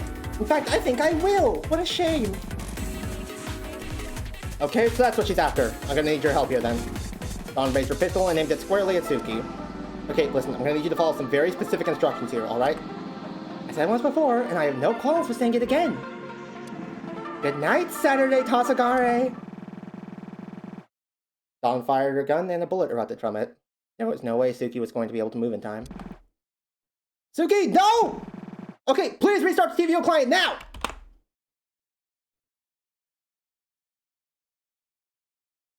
I closed the game. I alt F4 and I closed the game.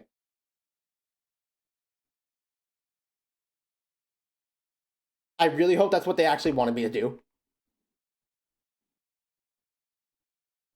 Anyway, how's the voice acting? Colon 3C, how is the voice acting?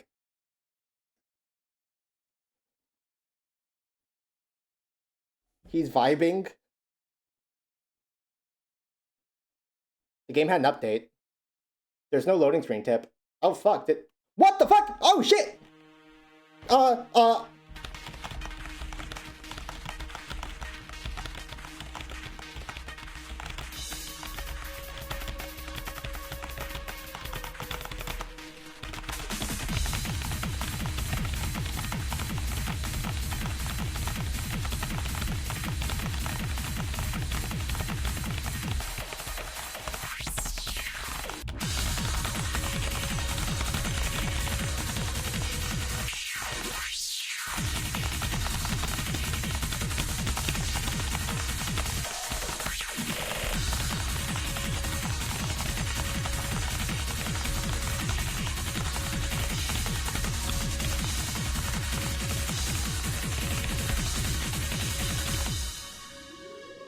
That meeting with... Do you understand now? never mind! Forced to intervene, and yet here we stand. You and I have torn this world asunder and put it back together countless times by now. We have broken the rules of the world. The entire world axis just by being here. Hi ASAP, how's it going? What she and I refer to are not the same. Truly realize this too.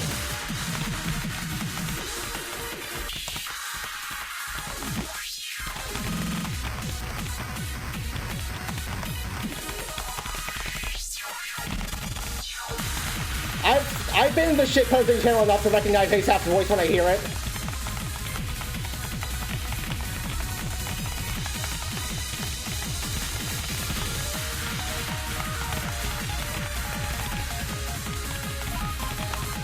Okay, this fucking goes though?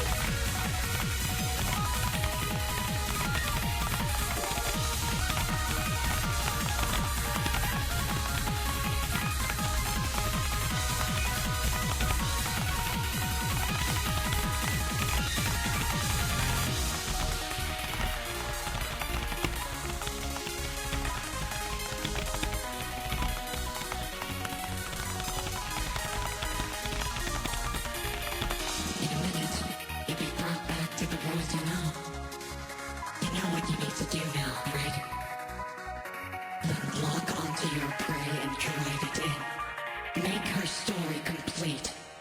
I don't like how you said that. I don't even know who you are. I know you will not disappoint me.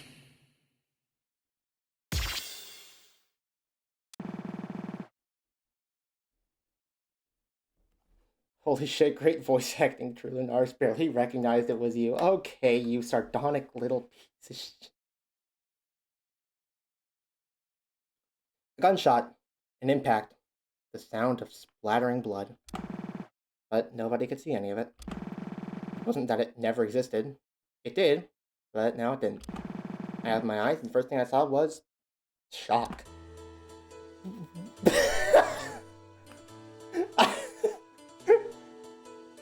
We followed the storytelling instructions to the T, and we managed to Alt F4 Dawn's feet. We did it, gang! She can't stop us if she can't walk!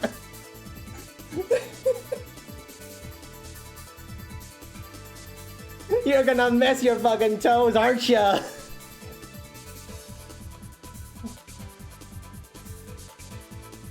Okay. Dawn, psychotic. Here we go. What? Huh? I'm not... What? Dawn hit the ground with a shockwave. What did you do? I could see her frantically double-checking that the cycle count hadn't changed. Which it hadn't. Saturday, I swear to fucking God, if you don't tell me right now... You're not as smart as you think you are, you know that? Dawn stepped back, shocked. What are you talking about? You hadn't noticed what I've been up to the whole time, I mean? Cut the small talk, girl! Tell me now! She pointed her pistol at me. Seemed like any reservation she had about putting me in harm's way had vanished. Back when we fought at the graveyard and I became one with Storyteller. What the fuck is Storyteller? What the hell are you even going on about? It was a little cathartic, I admit, being the one on the other end of the situation. I had the answers and she wanted them. She didn't understand at all. Tell me, Dawn, what layer am I synchronized with? You're layer 0. You have to be layer 0. There's no conceivable universe where you aren't layer 0. Correct. I'm synchronized with layer 0. Then why? And there's your problem. You're thinking in 2 feet dimensions. Imagine it this way. If you have a visualization of meta layers in 2 dimensions, it seems impossible for someone to go between layer 0 and layer 4 without crossing through 1, 2, and 3. And naturally, those who reside on 1 would know about it.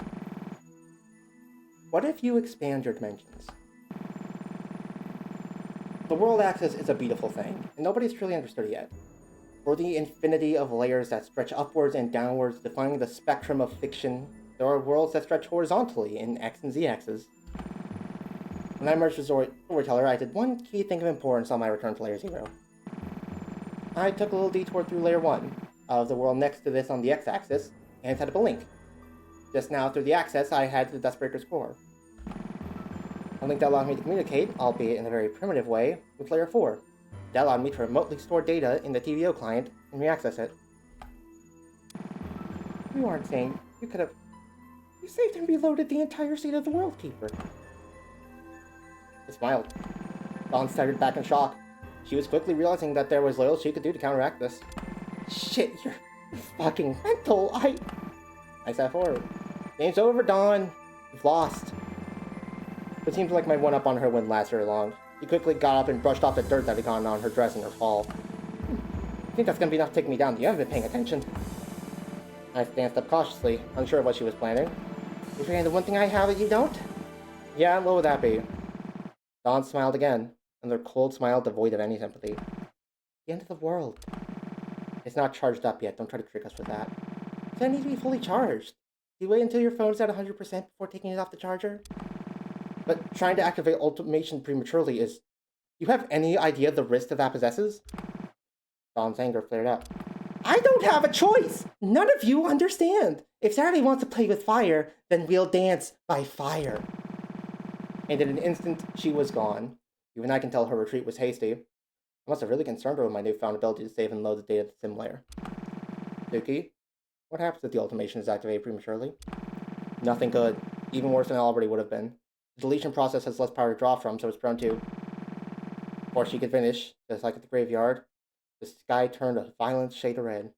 She ran over. Watch out! Immediately above us, a large meteor materialized in the air, glitching and twitching like a dying animal from the various polygons it was made up of. Shit, go! We ran as fast as we could back to Shio's car. We ran in time and could only watch as the meteor fell, destroying the entirety of the monument that marked the northernmost point of Japan.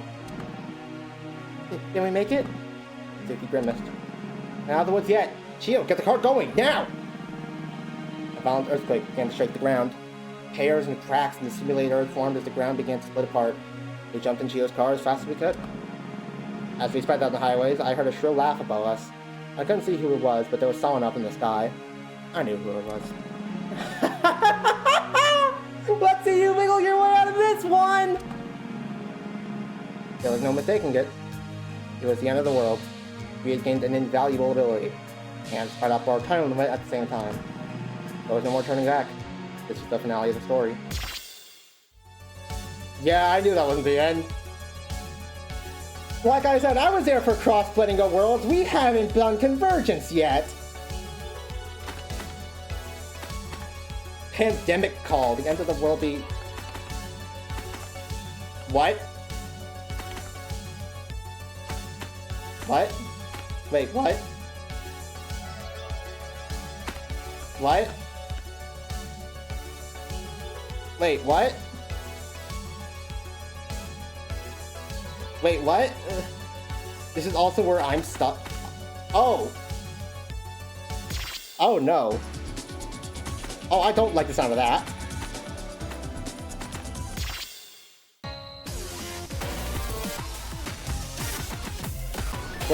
Where's the song we just played?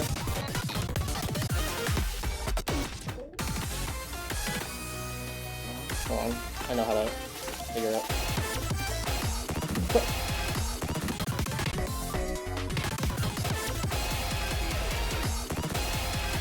No, I do not think Pyromania and...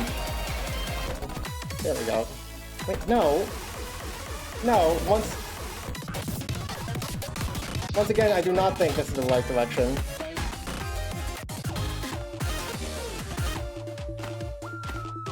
Okay, version sword is fucked.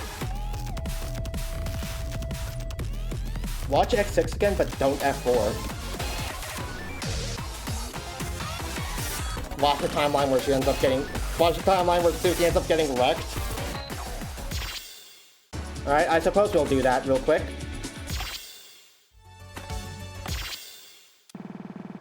And suppose we do have a save state.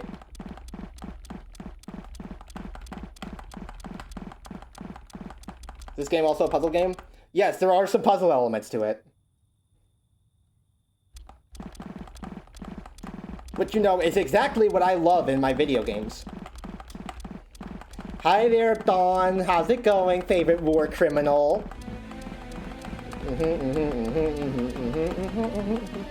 Very, very cool, Dawn. I love it when you monologue.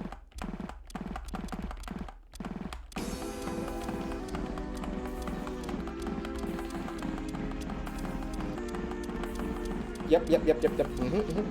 Very cool, very cool. We'll land squarely in Suzuki's chest. She ricocheted backwards and hit the stone monument, falling to the ground.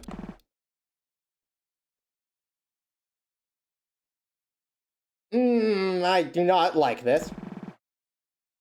Oh god, oh god. She and I rushed over to Suki, but it was too late. Haunting laugh echoed all around us with the reverb of a large theater. Like thousands of people were laughing at the woman collapse in front of us.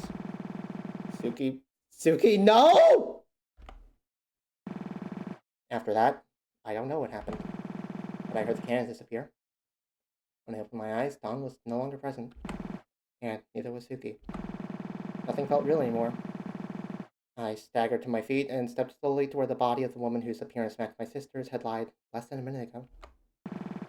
Suki, not again. How many times am I going to lose her? How many times am I going to be made to watch my sister die, god damn it? I can't do this anymore. Suki. And then a voice echoed into the night sky.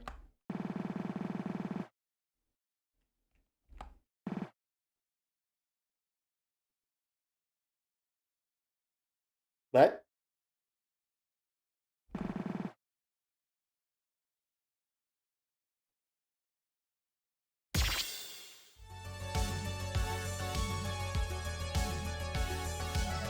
Oh, was I supposed to get that first? I think I might have been supposed to get that first. Story lock 1, listen to the burn girl. Well, if we're talking about story locks... Hold on, nope. Not gonna do that. Welcome. Not gonna do that yet. First off, is it in Boundary Shatter? It is. Memory Sacrifice by Omi. Hell yeah, this song fucks. Boundary Shatter story songs are so fucking good, oh my god. Anyways, we need battery. So we're gonna go ahead and grab a score on Memory Sacrifice and then we'll play the songs we haven't played yet. Stuck after X6? Apparently Paz is.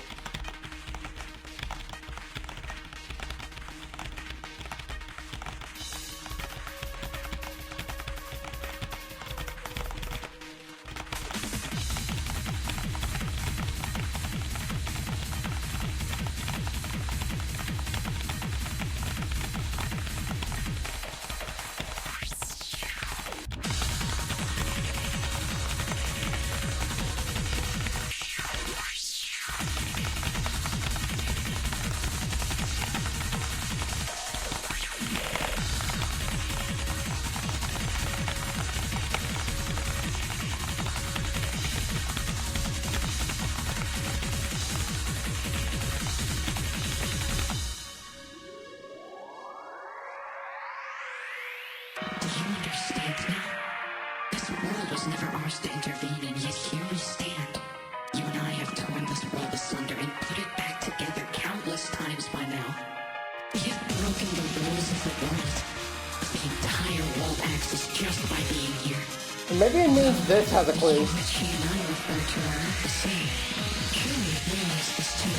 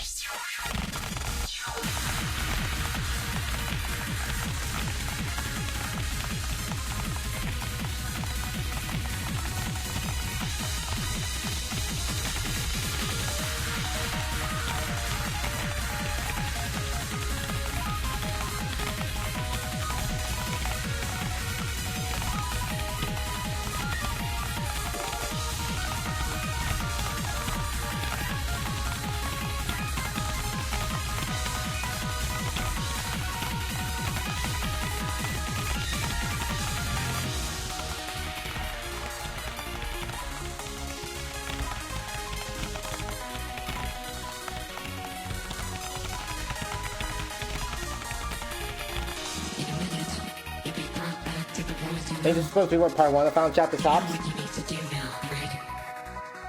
Nah. Lock onto your prey and drive it in. Make her story complete. Nah, I don't buy it. I know you will not disappoint me. I don't buy that this is where Final Chapter part 1 ends.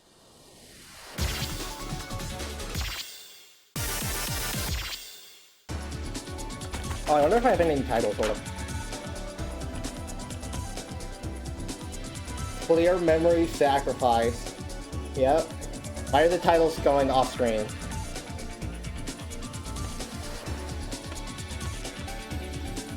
The fun thing about Vivid Stasis is that it could do what the fuck ever it wants, and I would have no way of knowing if it's a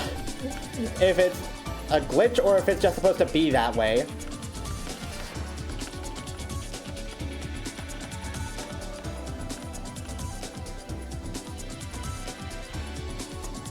I'm gonna put on the Another Her title.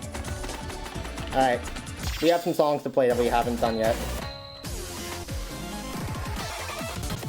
Let's just go down to... So I'll do it by difficulty. We got 15, a 14 plus, a 12 and 13 plus. Alright. We'll start with Gauntlet then. Illustration grid. Oh shit, ASAP did this? Well, not the song, but the chart. Was there an EXLYD collab? What's EXLYD?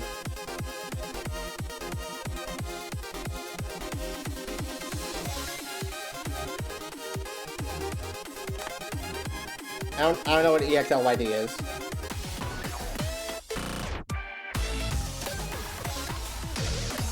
There's, we got EXX Driver. A music maker? Oh, no, everything has been collabs with games, I'm pretty sure. Except for one that was the GTS Global Title Organization. Thought that was name and achievements. EX something? Again, I think that might be EXX Driver. I'll check.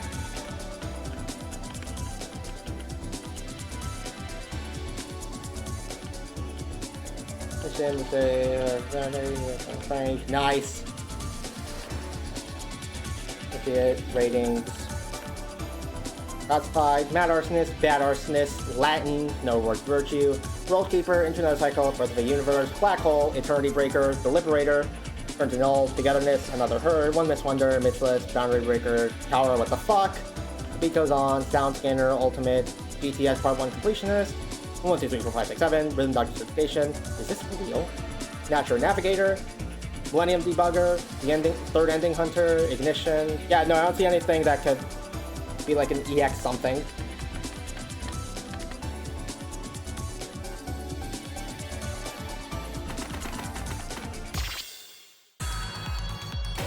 Anyway, enough stalling around, we got song play. They did collab with Yik though. They did unironically collab with Yik though, that was funny.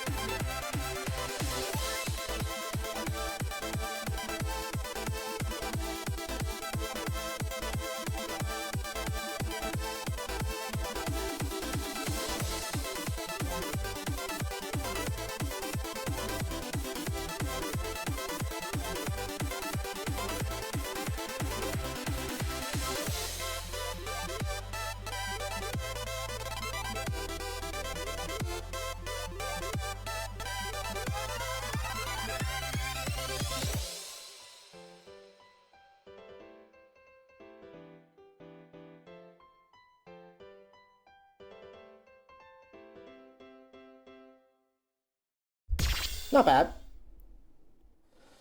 I'll hop around a few more screens to see if I solved it. I saw Type R in there, so I'm somewhat happy. Like I said, Type R's got a boss song in here too. Oh, really? Put me all the way back at the fucking top.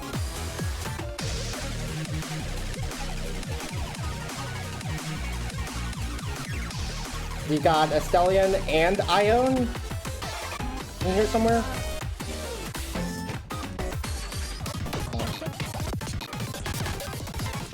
I love how when you just scroll through the game, it just sounds like hell. You want to go ahead and do the other gauntlet next, or... let's just go ahead and get it out of the way. It's the next highest difficulty anyways.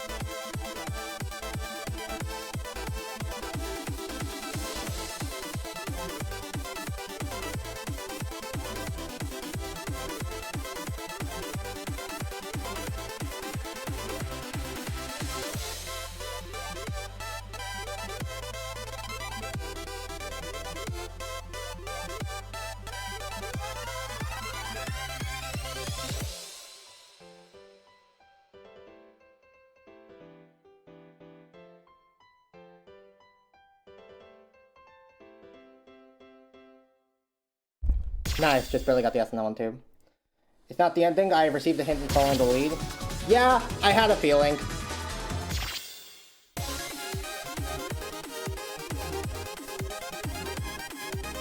I do not trust jack shit about endings in this game until the credits roll. Not after chapter 3. Alright, time to go warp speed. Okay, next up should be nonsense. Alright, Hexacube song, and the cover art looks like clown vomit. Let's go.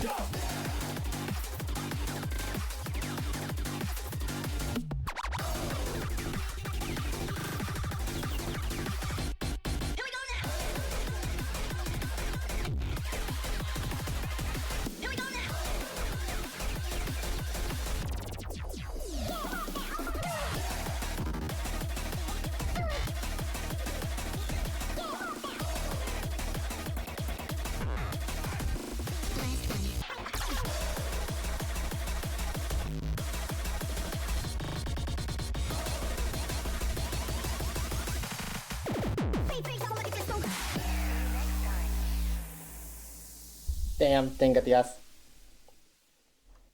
Song gives me no hints here vibe, but I don't know why. I mean, it is called Nonsense. I wish there was a DM Dokuro song. I wish there was a DM Dokuro song. So I'm back. I thought I can go as fast as I can to chapter 5 from the middle of chapter 1. Hi, welcome back. There has been nonsense happening.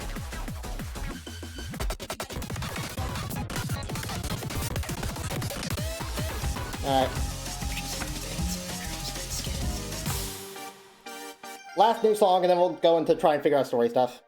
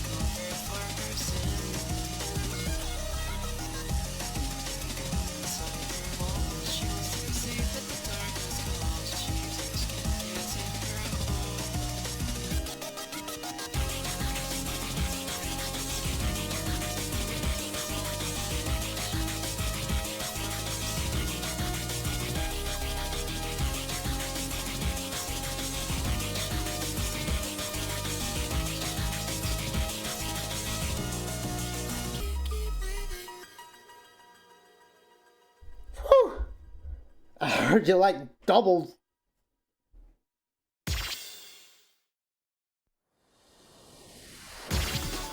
I'll finally a town that resembles me. I see. I didn't expect cryptic puzzles. Sad, do you know which channel you moderate for? Do you know the URL you are on right now? Are you aware of where you are? What do you mean you didn't expect cryptic puzzles?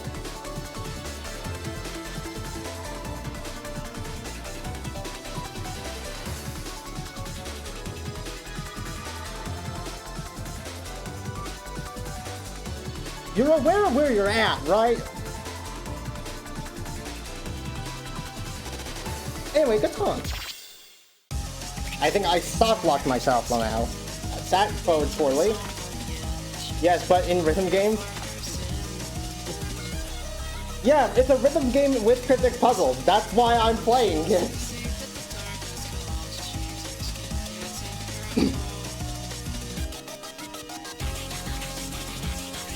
Again, I'm not sure why you're surprised. Those are the two genres that I flock to, like, repeatedly.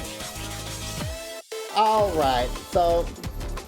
I guess it's time to go for cryptic puzzle nonsense, unless there's anything else that I haven't played, which I don't think there is. No, there's cryptic...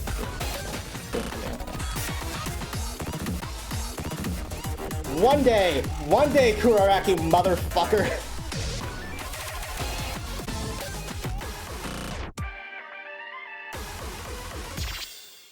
Alright, so, first idea.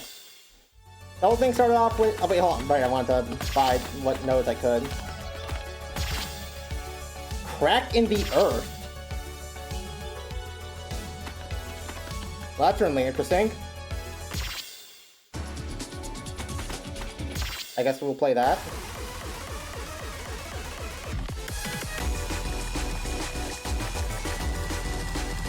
Oh shit, Daedalus?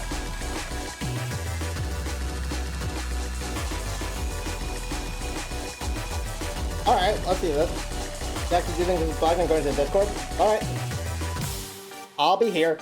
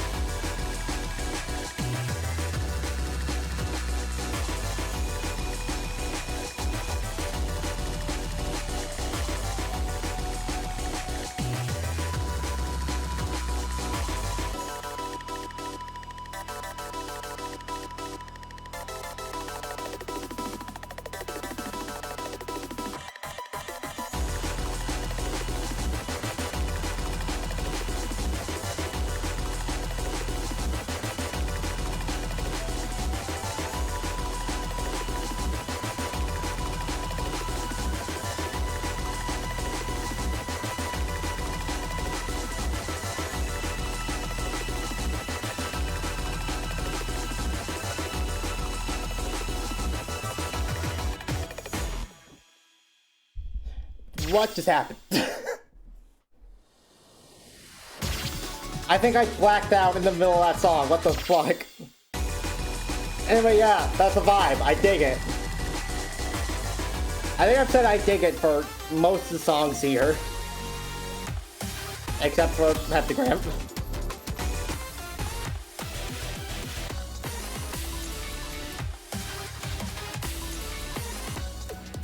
Alright. Now on to story stuff. The thing said story lock 1. So let's just go to story lock 1.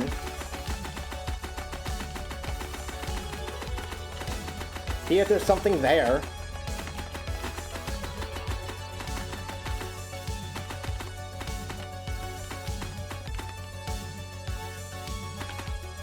This is where the actual story lock is, so... Yep, Saturday's about to fucking burn to death. Where is she? Where did she tell me to go? And myself screaming relentlessly. Hope she can tell me.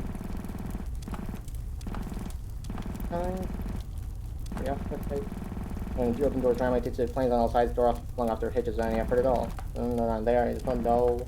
Tell me. Oh, God.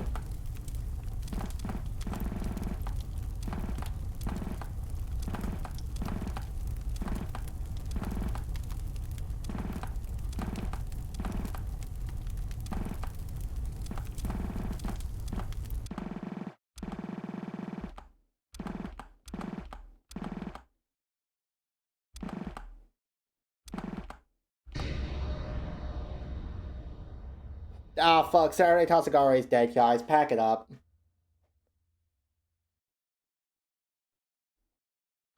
Okay, there wasn't anything different there.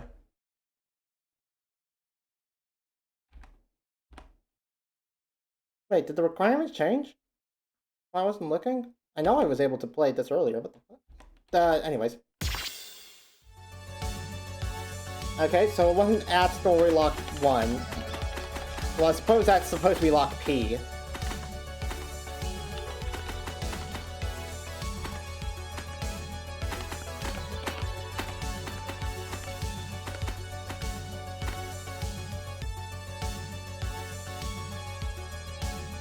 That stream guy is so sad that Lindaris died. Yep, I burned to death. Burned to death.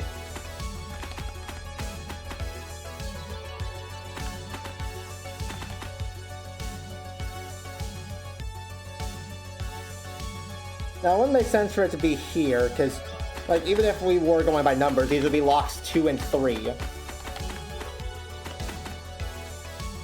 Not... And by letters, they're locks V and U. For Valor, Starcross, and Unraveling Stasis.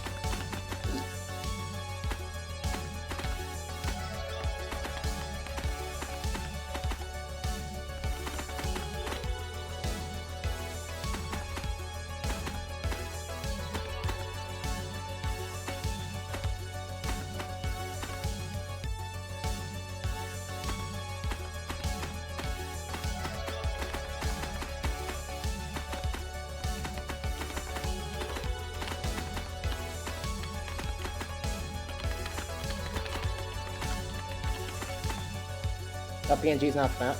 Wait, what? Oh! How long have I been gone? How long has my PNG tuber not been there?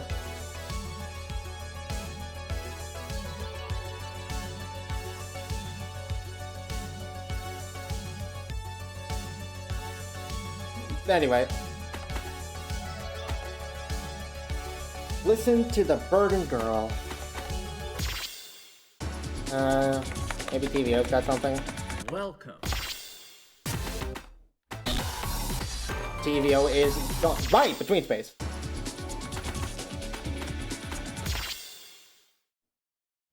Might be something here.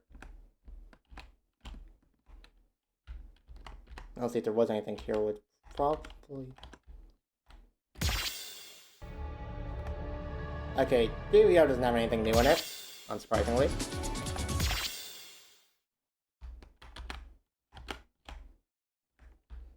That's Stargazers, this is the fast travel area, this is one of the other areas. Right, this is the desert. The Howard Execution Program. Isn't here. Oh, right, Final Landing.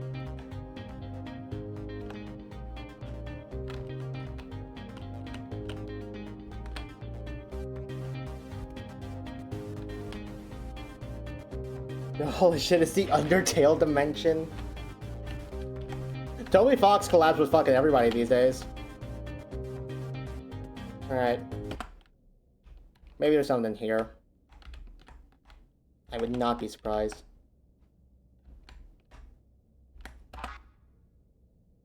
Oh shit, they actually changed this puzzle since I did it.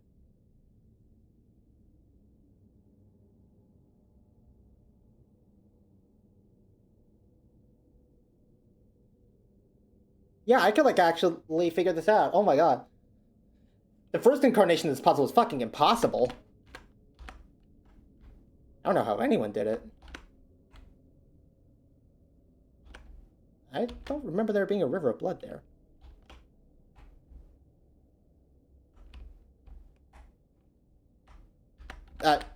5 out of 4 buttons pressed? Okay. Congrats, video game.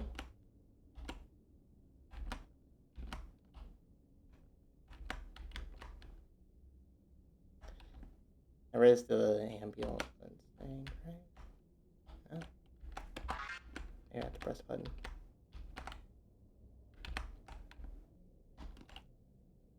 And if I come back? No? Huh. It's not doing it right. Wait. Yeah, that's how physics works.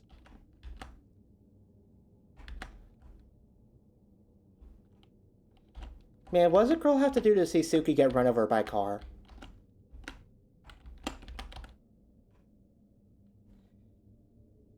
Has that always been there?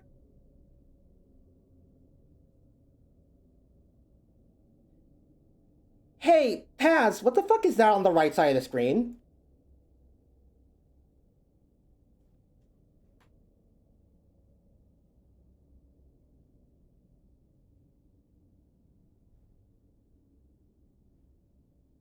I've moved on to X8. Congrats! Oh, that's a thing? Is that a thing that was added in this update, or is that a thing that's just been there the whole time and I haven't noticed?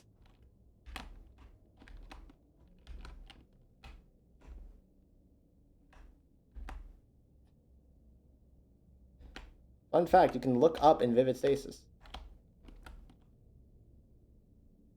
Just need to type Elbalug. Yo, weird coincidence. That's gullible backwards. I have no clue. Okay. If it had to do with the update, you would have probably heard about it with your hint, so...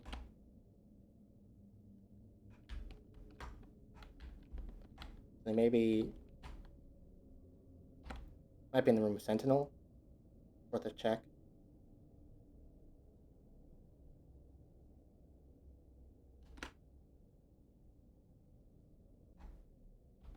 No, there doesn't seem to be nothing here.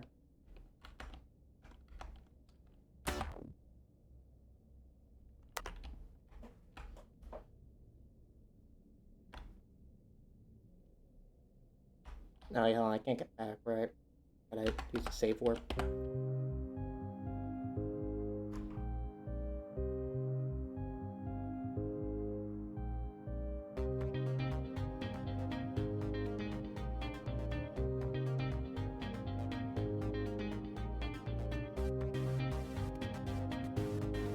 Okay, so then...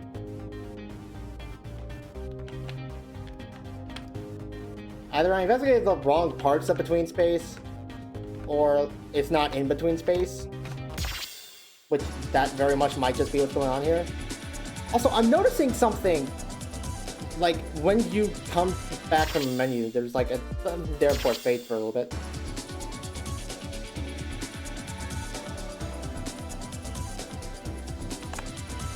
Hold on.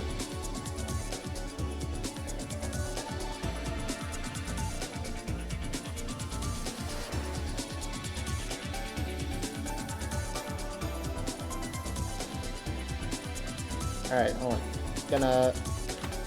No flowchart. Go back. Flip it.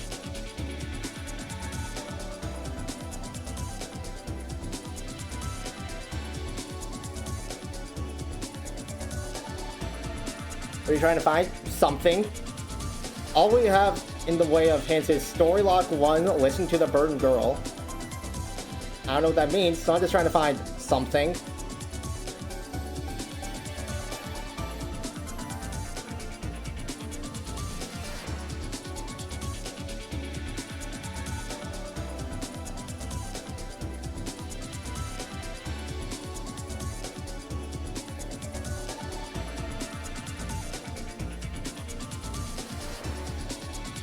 I noticed the tabs when you come back to the menu look a little different before they actually load, so I'm trying to see what that is. Is X7 next story after you Alt F4? Yes, X7 is after you Alt F4.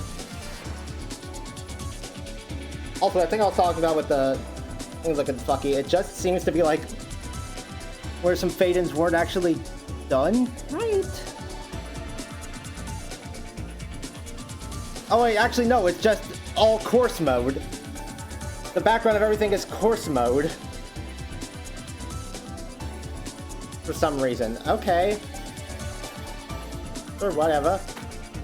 The 7X or after you Alt F4, is it? Well, the way you said that, now I have to try it.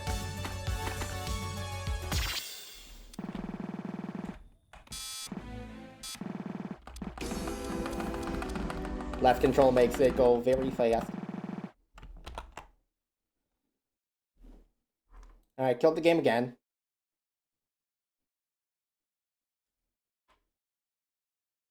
Loading screen tip is fucked up and running. Nope, nothing happened that time. PNG be gone. Ah. So that was what happened.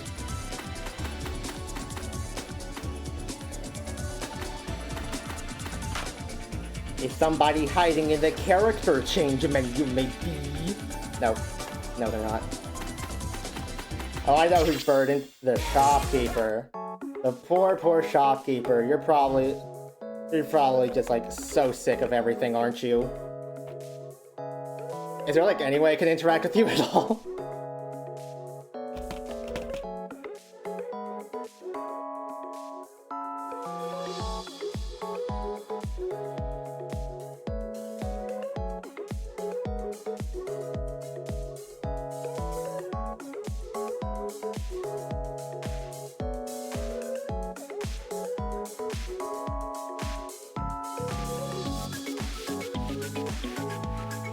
Do you just not have anything to say? Okay.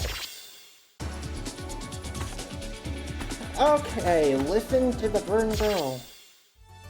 The thing is, I feel like what's happening at the end of X6 if you don't do the Alt F4, I feel like that's what would lead. I feel like that's supposed to be a hint for how to get to X7. Wait, what the fuck? Hello?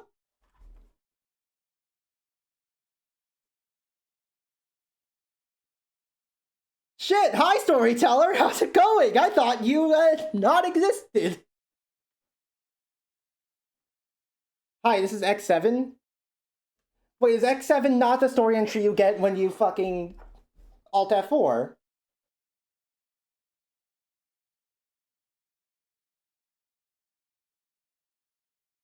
That's a different thing then? Alright. I found myself awake. Not in the place I would expect, but in a formless abyss. Been a bit since we've been able to chat like this.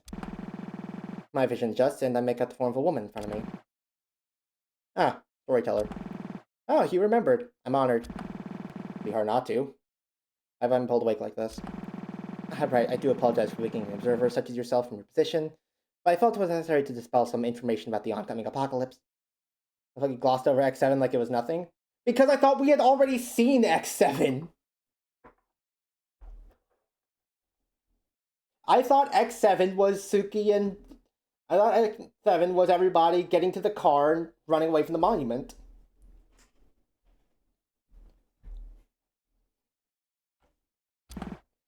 I'm all ears.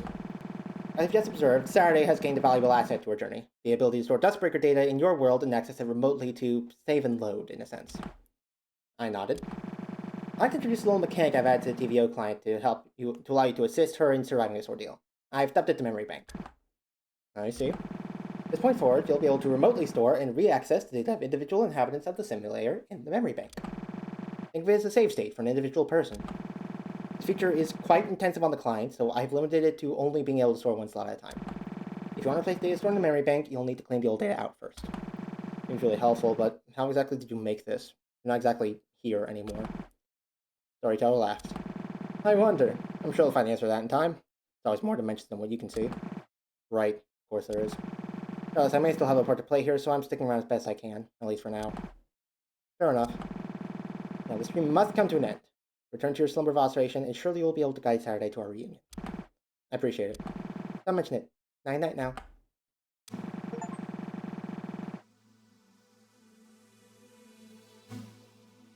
Unlock the memory... W and E? Can I save and load? Is this during story entry that I can save and load?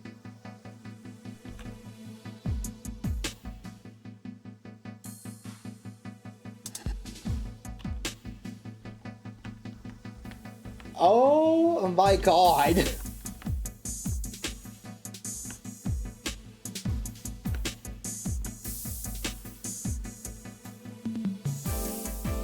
Okay. So I'm gonna have to use this to, cheat characters. I think I'm gonna have to use this to cheat characters back to life. Like Sat just did. By the time we made it back to Sapporo, it was after 1 a.m. We ended up taking a safer but slower route back. We drove right back to the hotel where we were staying, but we spotted a familiar face on the way there, too, actually. Is that Ari and Katomi? What are they doing this far from the hotel? We pulled over and waved to them. What's going on, you two? Funnily enough, that was going to be my question. Where's Allison? We were off for a walk when all of this started. She should be still at the hotel. In a panic, nothing good was to be gained from Allie being alone during all of this. Chio, come on, you two, hop in, quick. As they were told, and Chio sped through the streets. Oh, okay, I'm gonna have to save Allison. I bet. I was in a state of chaos. Random buildings had caught fire, some had been entirely absorbed into the earth. Moon Bane's Dustbreaker so faithfully simulated were corrupted, glitchy messes, barely able to replicate any proper Japanese. Constant red tinge of the sky made things exponentially more ominous, of course. It was a bona fide apocalypse, no way around it. We were witnessing the end of the world before our very eyes. As we sped to the streets, a large crack opened up right in front of us, but Chio's threw her just out of the way in time. When we reached the hotel, and I ran inside up the stairs. As I climbed, I could feel the rising heat, both figuratively and literally inside of me. The building was on fire. Fuck! Allison, come on! I felt the heat, and I remember that day in Tanegashima, or rather those thousands of days. Thousands of times that I yelled at Allie, my best friend, my favorite person in the whole wide world, and the whole wide axis. The love of my life. Please, please, please. We weren't in cycles anymore. I couldn't reset the timeline. If this was it, then... No, I'm not letting that happen!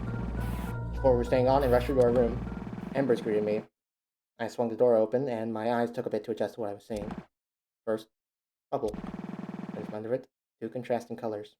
Two objects. Green and red. A hoodie sleeve, and blood. No! No! Come on, Allie! The World Keeper and Liberator within me fought. We were able to decide gaze upon what lies underneath, or to run away now. I couldn't choose either for my strength gave way. I fell to my knees.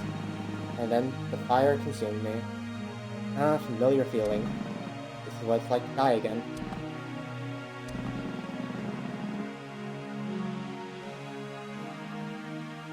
After seeing the fate of her true love, would she still allow Chio to take the safer route?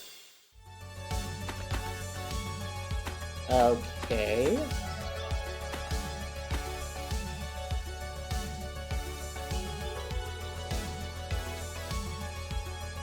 Oh, hold on, I think I get it.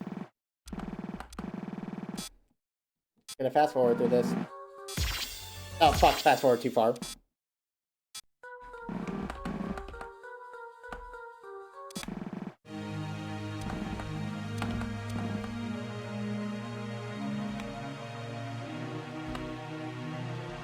Let's save this Saturday. The game's not scared of killing characters. Saturday has canonically died at least 3 times in alternate timelines. Alright, so I saved that Saturday. It's after 1 a.m. We had ended up taking a safer but slower route back. Okay, so at that point it already happened.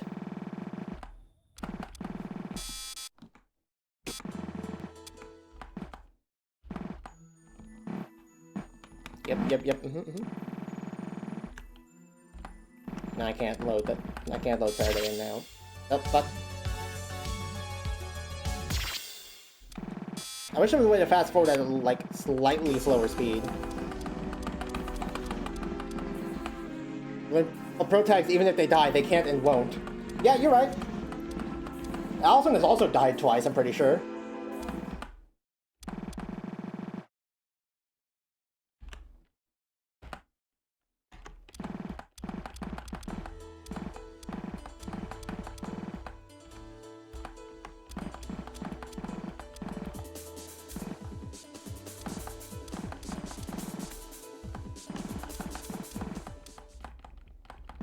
Yep, very cool, very cool, very cool,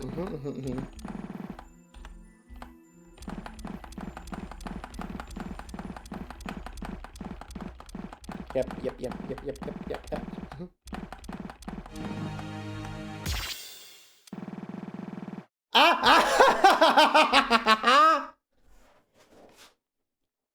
Suddenly, I felt my mind overwhelm itself, and my vision blanked out.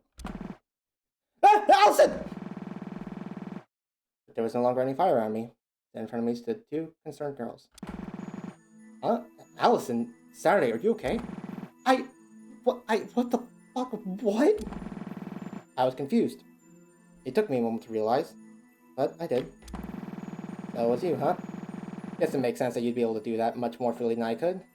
Regardless, thank you so fucking much. Freddy, what happened to you? You look like you've seen a ghost. No time to explain. If you do this right, I very well might have. Come on, put your foot to the pedal. Okay, we're going to take the safe route. Don't want to risk in this. No! No, sorry, we can't. Why not? I gulp. Okay, listen, you're not going to believe me, but I'll explain anyway. I come from about an hour to the future, a future where we took the safe route. We got back to Sapporo, and the hotel was up in flames, and Allison, Calm down, girl. Chio, go. We don't have time for the longer route. Right, on it. So we ended up taking the faster route. As we drove, my mind was racing over what had just occurred. Did you save my data and load it? I guess you can't respond, but if you can you try loading me again?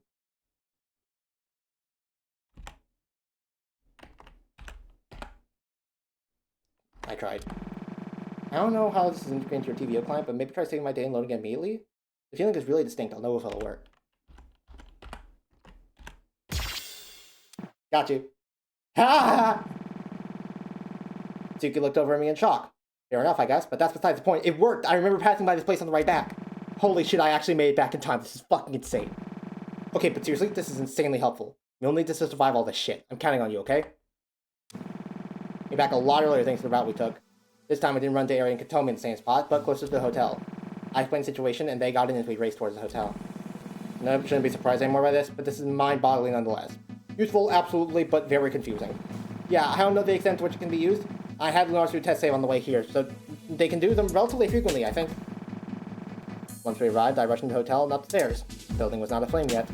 There's an hotel room. On the single bed was Allison, sleeping, not dead. Oh my god. And almost inflamed and sobbing. I was so sure I had lost the most important person in the world to me forever, and all of that was coming out now. My sobbing seemed to wake Allie up. She got out of bed and held me up. Kat, what's wrong? Are you okay? I'm better than okay, Allie. I'm just so happy to see you. Allison got a little flustered. What's gotten into you, girl? Tell me, what's up? I promise I will. We need to get out of here right now. Trust me. Okay. She put on her shoes and we rushed down the stairs. As we did, she observed a good few glitches in the terrain. What the hell's going on? It's the end of the world. No other way to put it, and now isn't the time to mince words. The end of the world? Then God. She's trying to corrupt the simulated world and everyone in it. That's obscene. Christ. We shut the front door of the hotel. Chio, Suki, Katomi, and Eri were all standing at the back entrance, so we ran up to them. Are you guys holding up? As best we can. Looks like Allison's okay. Yeah, just barely, according to Saturday. I'm gonna save you. Okay, Allie, there's one more thing I need to explain. I'm all ears. I told her about the newly gained save state ability, and how I'd seen her body in an alternate timeline. Took her a bit to grasp the idea, but she did eventually understand. Allison looked up at the sky. Its red was starting to dissipate, but the glitches remained and kept getting more frequent. I can't believe this is actually happening. Just what the hell is Dawn thinking? I wish I could tell you, but we don't have time to worry about that. We need a plan of action fast. About that, I may have some kind of a thread we can follow. And I turned to Suki. Go on. There was a Lock 2 cycle that I found myself coming back to from time to time. I think it was 2149, around there anyways. In the cycle, you did something you didn't do in any of the other cycles. After you got your leg injured and I did the whole break-in thing, you didn't go to Tokyo. Huh? You waited for your leg to heal and then you went back to the shrine. You went back underground and something really bizarre happened. You fell through the world into the code of the Dawnbreaker and Dawn committed suicide to reset the cycle. What? How does that happen? I spent most of the next cycle studying it and what I determined was this. You're aware that a lot of story lock moments up until Lock S are Dawn's doing, right? Typically the museum fire and the shrine cave-in. Yeah, she was artificially creating a story for me to follow. So when Dawn, on Layer 1, manipulates properties of Layer 0, it leaves a slight trace behind. The world isn't anticipating having been forcefully played with like that, and it doesn't quite know what to do. And from these, you can backdoor the code in a similar way to what we did at the monument. And there's 2 of these. 3. The Tanegashima Geology Museum's remains, the basement of the Sunrise Foundation lab at the Okawachi Shrine, and then the basement of the Sunrise Building in Shinjuku. But you don't have to use the save and load feature in a sequence of 10 story nodes. I would not be surprised. All places that Dawn was involved to bring into the sim layer. Wait, if those exist, then why not go for those instead of the whole Cape Soya thing? Yeah, about that. I forgot. Huh? I've learned that being more human is giving me an, actual memory. so I can forget things now. Sorry. No, it's okay. Just curious. Was all? I nodded. Do these weak spots even still be there? Or would the Dustbreaker auto-repair them with enough time? They stick around. In cycles that reached Loch S, the museum weak point was still there. I'd be worried about the corruption of the world itself if I killed it all. Should we check on the one in Shinjuku just to be sure? I agree with Ali. Better to be safe than sorry. Suki, Ali, are you guys good to come with me to do that? I am, but what about the others? Once we're right back in Tokyo, I want you three to split off from us and find a place so we can safely rest for a bit. We need a base of operation of sorts, I think. I concur. We can do that. Yeah, got it. Okay, let's get it then. Do you think the trains are still operational? They're automatically operated, right? Even if the attendants are glitched out, we can still use the trains themselves. With a shot, let's go. If the trains were indeed still operational, we have turnstile since there was nobody to punish us for doing so, and get on the next available train back to Tokyo.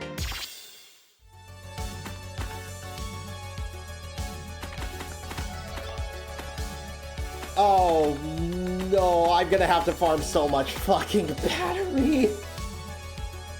Am I even gonna be able to finish this off the stream? Am I gonna have to come back for a stream too?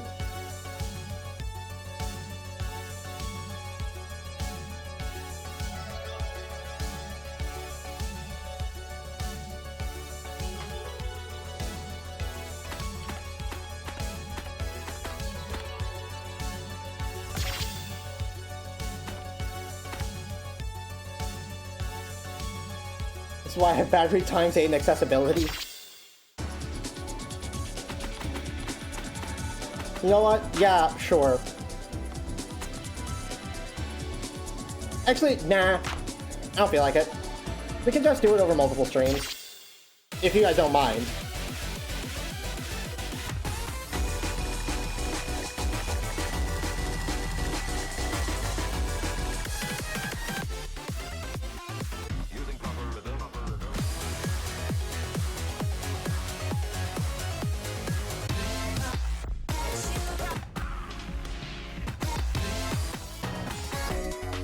Yeah, sorry, I just want to play the game, you know?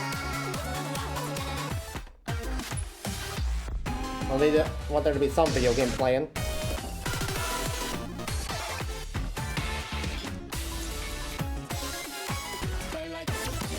Let's see, what do we play then? We need to start getting us some batteries. I'm gonna play Ogre Rise. What this story is of the man who thought that UKSRT 9 was too limiting. Uh-oh, we're gonna get fucking shame.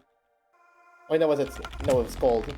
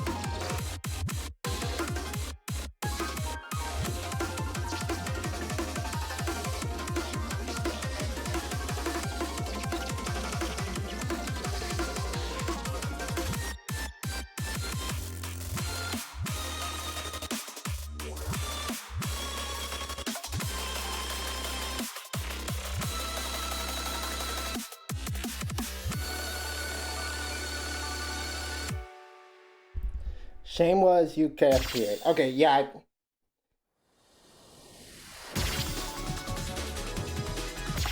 I was gonna say I thought so, but I just realized no, I didn't until a few seconds ago.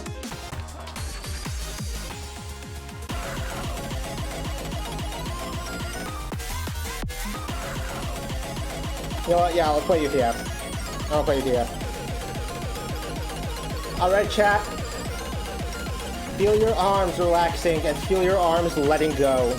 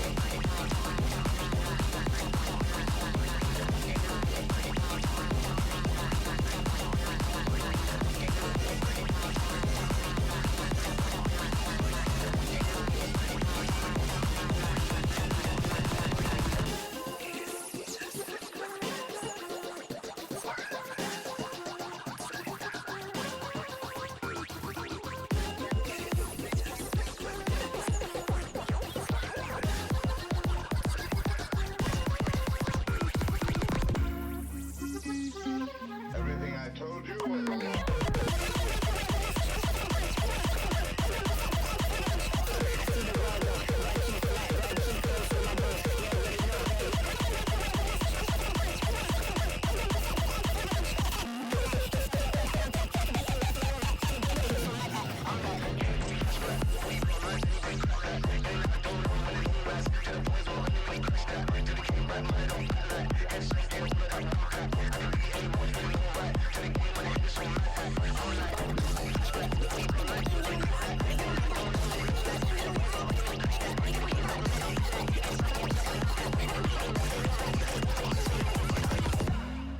The arms are relaxing. Feel the arms are letting go. Let's get them!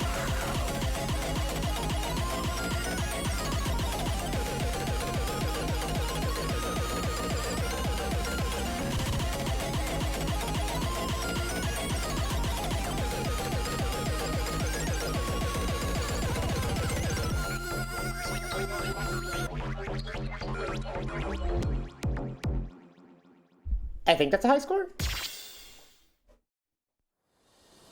Ah, no. It's not. Still pretty good. Does anybody have any song requests? I think that's the first off screen.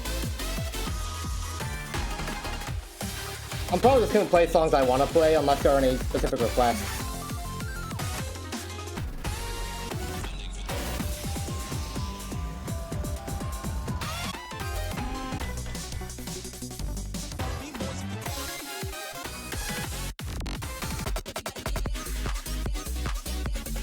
No, yeah, hit me with the etiquette.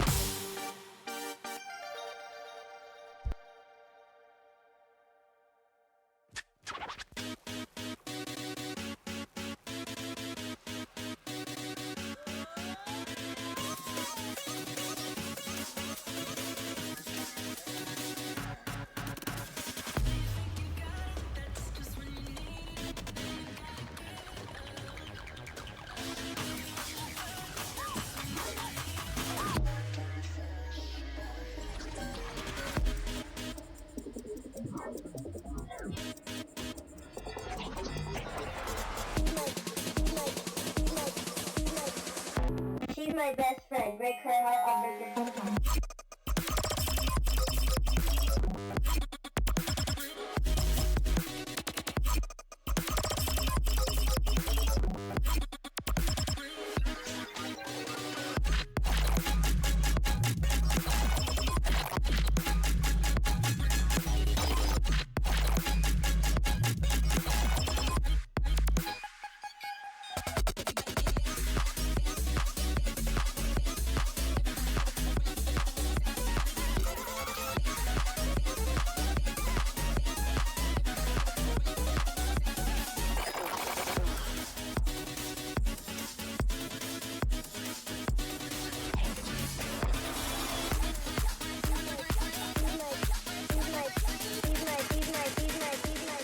her heart, I'll break your face.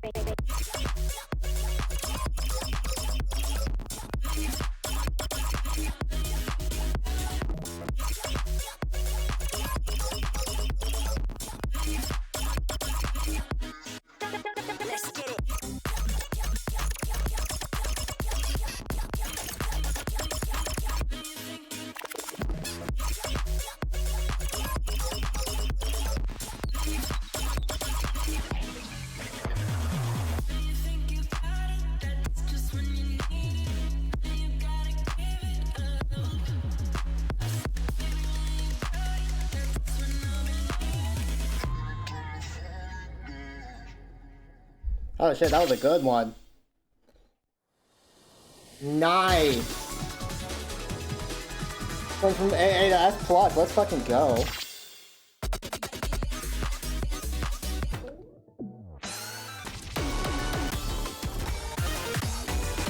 Alright, we'll do one more and then we'll see what we can do with our battery.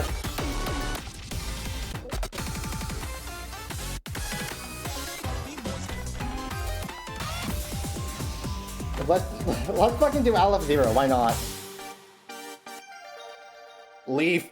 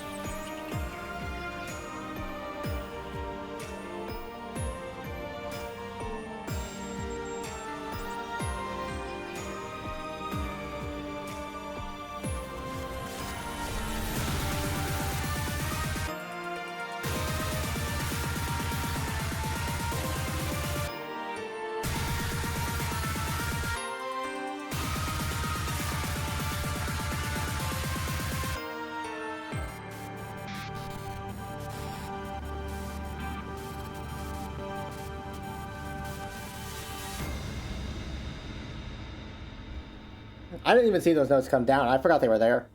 I like Doppelganger more. Well, do I have good news for you? Then that score? Let's go, dude. Alright, warp speed. I'm not gonna do gauge on this one. But this is for you, OPR. This was the original boss song of the demo.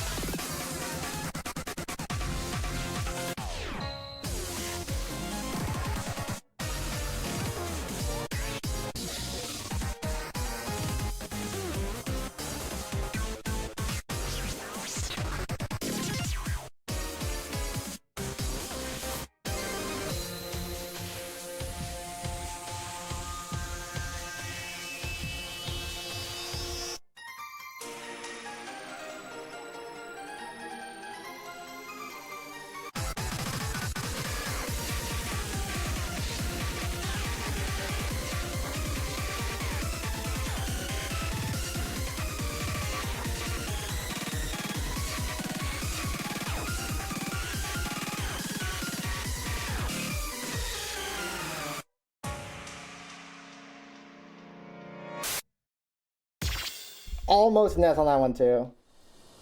Like Doppelganger is much more flow than Alice Zero. Fair enough. I can see why you think that.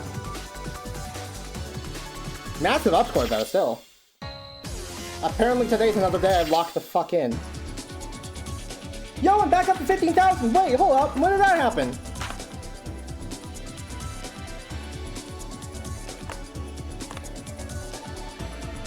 Also, this is peak TikTok content, but instead of Subway Surfers, I think I'd rather you had just fucking shot me in the brains.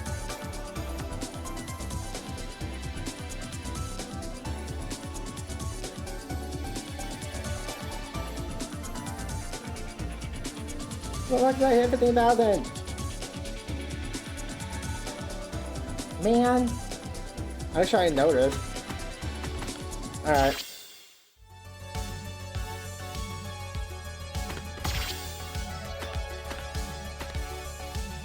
Oh, we get it from Chio's and from Saturday's perspective. Meanwhile, we got extra songs, Nightshade and Aria of Ruinated Winds. And oh god, that's a lot of story entries down there. I might have to do some sound scan grinding off camera. Alright, Saturday, what do you got for me? Going back to Shinjuku, arrived just past 2 in the morning. Now Suki and I stepped down to the familiar streets of the red light district. Is the Sunrise building even still gonna be there? If I'm remembering right, it seems like it only existed because Dawn allowed us to. Into the breach like the video game? Yes, exactly. Nothing is original, everything is derivative. It'll still be there. It's too much effort for her to dispose of it afterwards, and so far we've only gotten past the lock S this one time. Sure enough, the building was still there. We snuck into the lot and into the back entrance. The inside of the building was as dark as it was the last time we were here. Turned on my phone's flashlight, and we walked towards the elevator. Without I actually had time to observe the building itself, it was a complete disaster. Papers of gibberish were strewn everywhere to create the illusion of a real-world office building, but it was all fabricated. There was a desk flipped completely upside down with some kind of strange substance leaking out of it. I was not in a million years going to get close enough to it to determine what that substance was. Nameplates for office workers were all scratched out or burned out, or blurred out. Not a single one was legible. Shit, I wonder if this is all accurate to how the building is in the real world at this point. We trudged along through the silent hallways. It felt off-putting, coming from the chaos and pandemonium of the apocalypse outside. This place cut off from all of it. Finally, I think I fucked around enough for today. It's time to find out. Good night. Good night, OPR. Thank you for hanging out. Finally, we reached the elevator and pressed the button. It made a ding noise and opened up. The elevator took us to the top floor, and we stepped down and walked down the hall towards my dad's office. Alice seemed to realize I was tensing up slightly coming back here, so she took my hand. I opened the door and entered. The inside of the office was virtually unrecognizable from the clean state it had been in before. The floor tiles had cracked and the wallpaper had torn itself off. Strange scratch marks had adorned all the walls. It looked like a murder scene. What the hell is this? Likely, if I had to guess, the true state of this room. Dawn hid it when you came here for the first time. The illusion's been broken. Oh my god, what the hell happened here? I have no idea. It's at least somewhat based on the state of the building in the real world. It looks like maybe there was a fight or something. You don't really have any way of knowing. Yeah, you're right. Sorry, let's push forward. Oh yeah, this creepy room as soon as I could. Open the hidden bookcase and call the elevator to the basement. Sure enough, with a louder than usual rattle, the elevator door opened. Three of us stepped inside it, cautiously. The elevator descended. About halfway down, we felt the world shake around us. Shit, what now? It's an earthquake. Oh, of all the times to... You didn't have time to finish your sentence. The cable holding up the elevator snapped under the pressure, and we jolted downwards. The only thing of another way down. Maybe there's some other way in the building somewhere? No, we came so... Unable to finish speaking. The elevator hit the cold, hard ground, and along with it, all three of us were crushed under the pressure of the impact.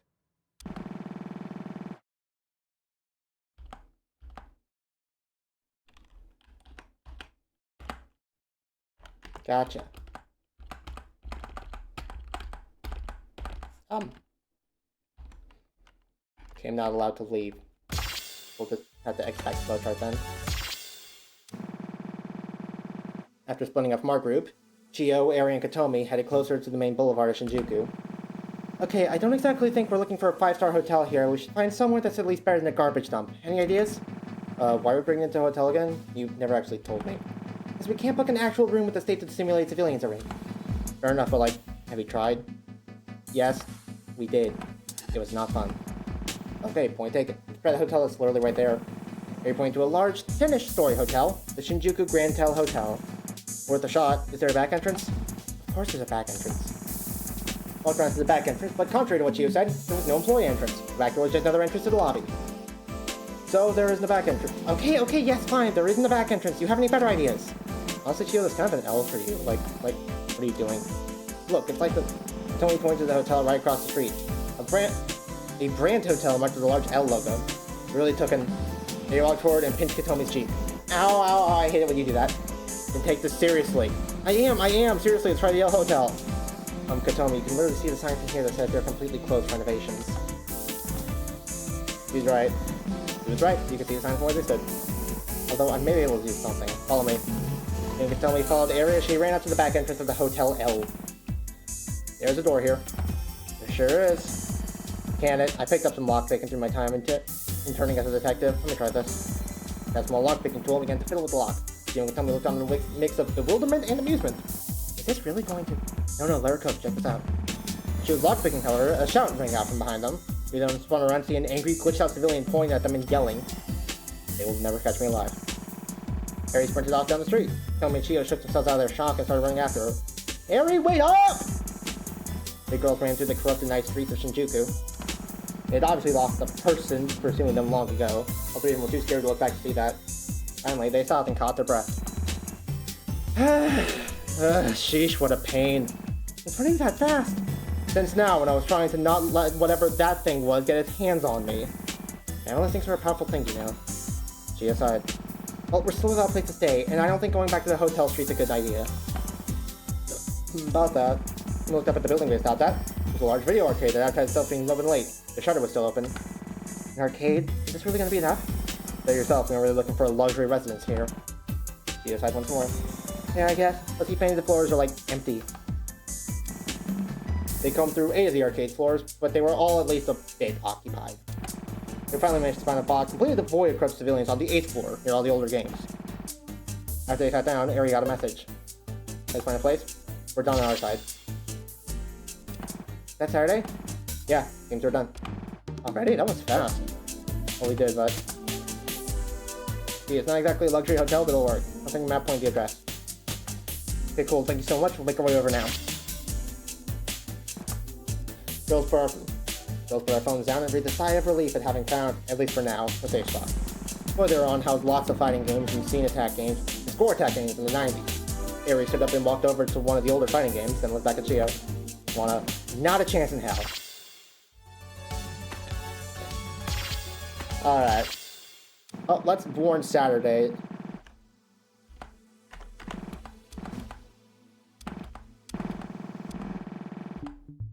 That the elevator's not a good idea. Okay, here we are.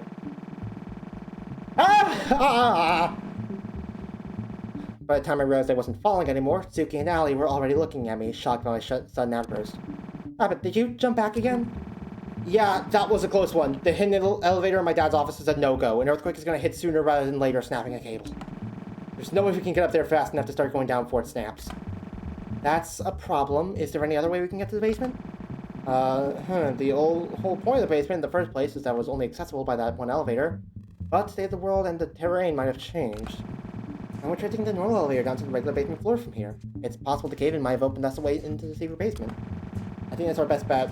Already on the ground floor, so we should be able to take the elevator down a level before the earthquake hits. We gotta go now, though. And down the hallway to the regular elevator and called it. One basement level below us that housed a moderately sized car park, and from what I calculated, it was about the same vertical level as the hidden basement. We made it off the elevator before the earthquake hit, and ran to the general direction of the hidden basement, perpendicular to where we were currently. Sure enough, a small crack had been torn in the wall between 2 basements that we could squeeze through. Yes, good thinking, Ellie. I'm just glad I was right. Come on, the earthquake is hitting any time now, right? Let's do a small crevice into the hidden basement. Got a bit of running to do to get to the large metal gate that opened into the atrium at the end, but made it in time. I opened the gate with a small display next to it, and we rushed in. Look! Sure enough, in the middle of the ground was a perfectly square chunk of the world that was noticeably more glitchy and digital than the rest. Vicky ran up to it. Okay, Saturday, can you do your thing? You got it. Following her up to the weak point, I reached my hand in and pulled out the remote terminal. Immediately, however, I frowned. What is it? What's wrong? This one is different from the one at the edge of the world. It's locked by high-level encryption. But that shouldn't be. Why would this one be any different? Well, of course I knew what had changed. I knew what had changed the locking on it. 1028. That stupid adaptive AI shit. Of course. Is it possible to brute force encryption? I mean, technically, yes. Every encryption lock can theoretically be brute forced. It requires a whole lot of memory to do that remotely. Memory that there's no way this portable terminal has. Well, I might have some good news then. You can turn back to me. Yeah? Main functionality of Deathbreaker's core is locked behind the high-level encryption, sure. But we do have access to a low-level security terminal. It can't do much, but one of the things it can do is to allocate memory from other portable terminals to this one. I see what you're getting at. If you can plug the portable terminals from the other weak points and synchronize them all by sending the memory to this terminal, you might have a chance, right? Yeah, what do you think, Suki? I guess really the only shot we have. 1028 is designed in a way that there's always an emergency way out, right? And I think this is it. Yeah, so we'll need to... Like, if I'm speaking, however, a loud rumbling was heard, and I realized that our time was up. Shit, the earthquake! Alright, listen up, because contrary to what you may believe, I do in fact have a plan here. I'm all ears, just get it over with. I'm going to reload before we enter the Sunrise Building, okay? Now I'll explain everything we just learned to you two, okay? Yeah. Got it. Can you tell the observer to hurry up, though? I don't want to get crushed, okay? You heard her. Go, quickly. She just told you what to do.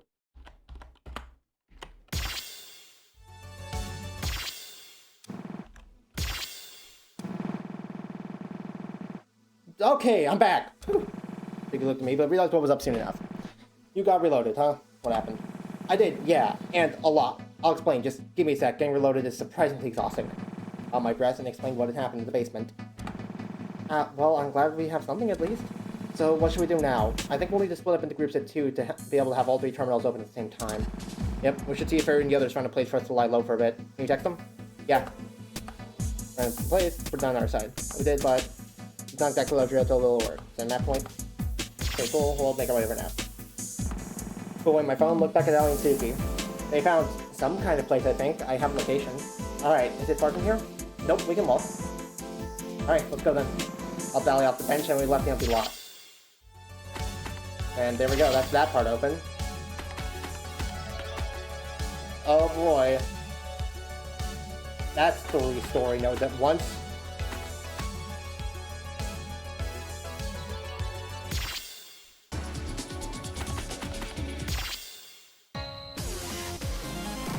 Let's see what that's all about, but first, we have some new songs in the final chapter. Nightshade by Adoclep versus Heartbeat Monitor, I guess. Alright, let's see what we're dealing with here.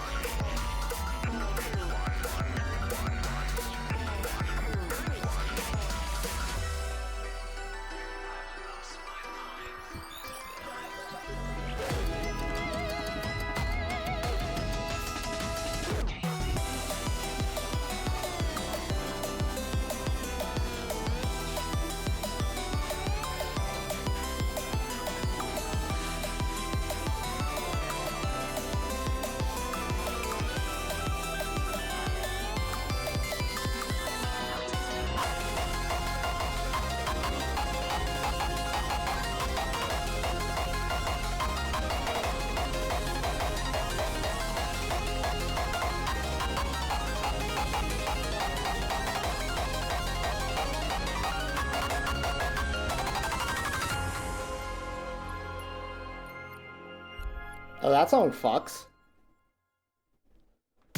Leave it to Adaclef to make something that absolutely bangs.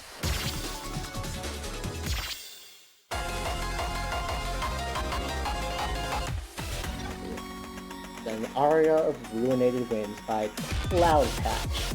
And oh god, it has an encore. Oh, they both have encores. Well, we might as well do the same song. Instead of do 1 2 1 2.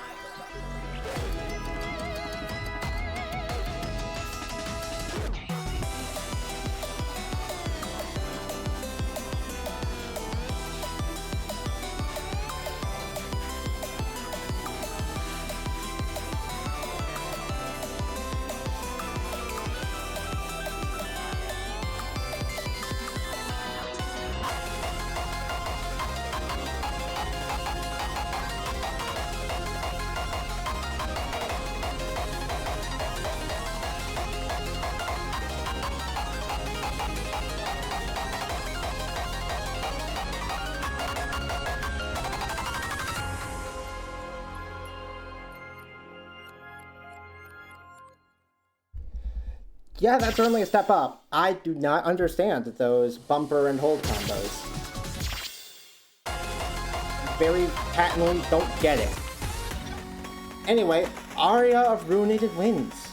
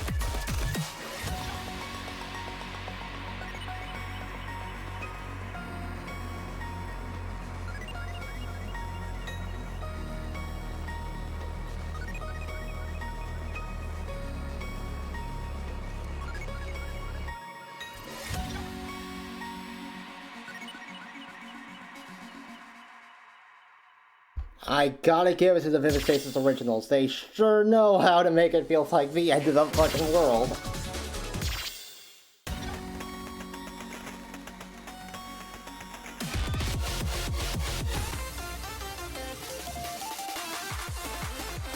Once you get into the originals that like actually matter to the story progression, a lot of them are not very happy sounding. Even while being like very upbeat songs. Alright. Let's see what you got.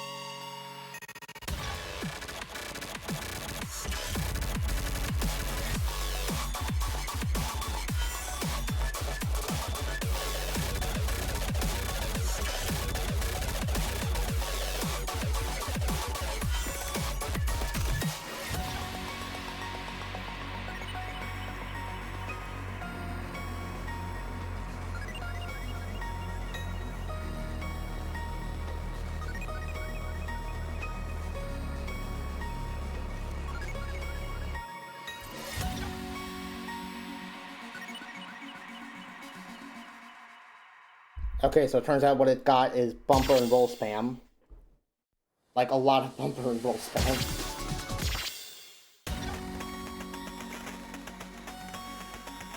Somehow did better than that on Back to Nightshade, though. Don't ask, mate. Alright, back to node flowchart. Gonna stack the weak spots. Ultimatum, and reboot that I can't afford yet.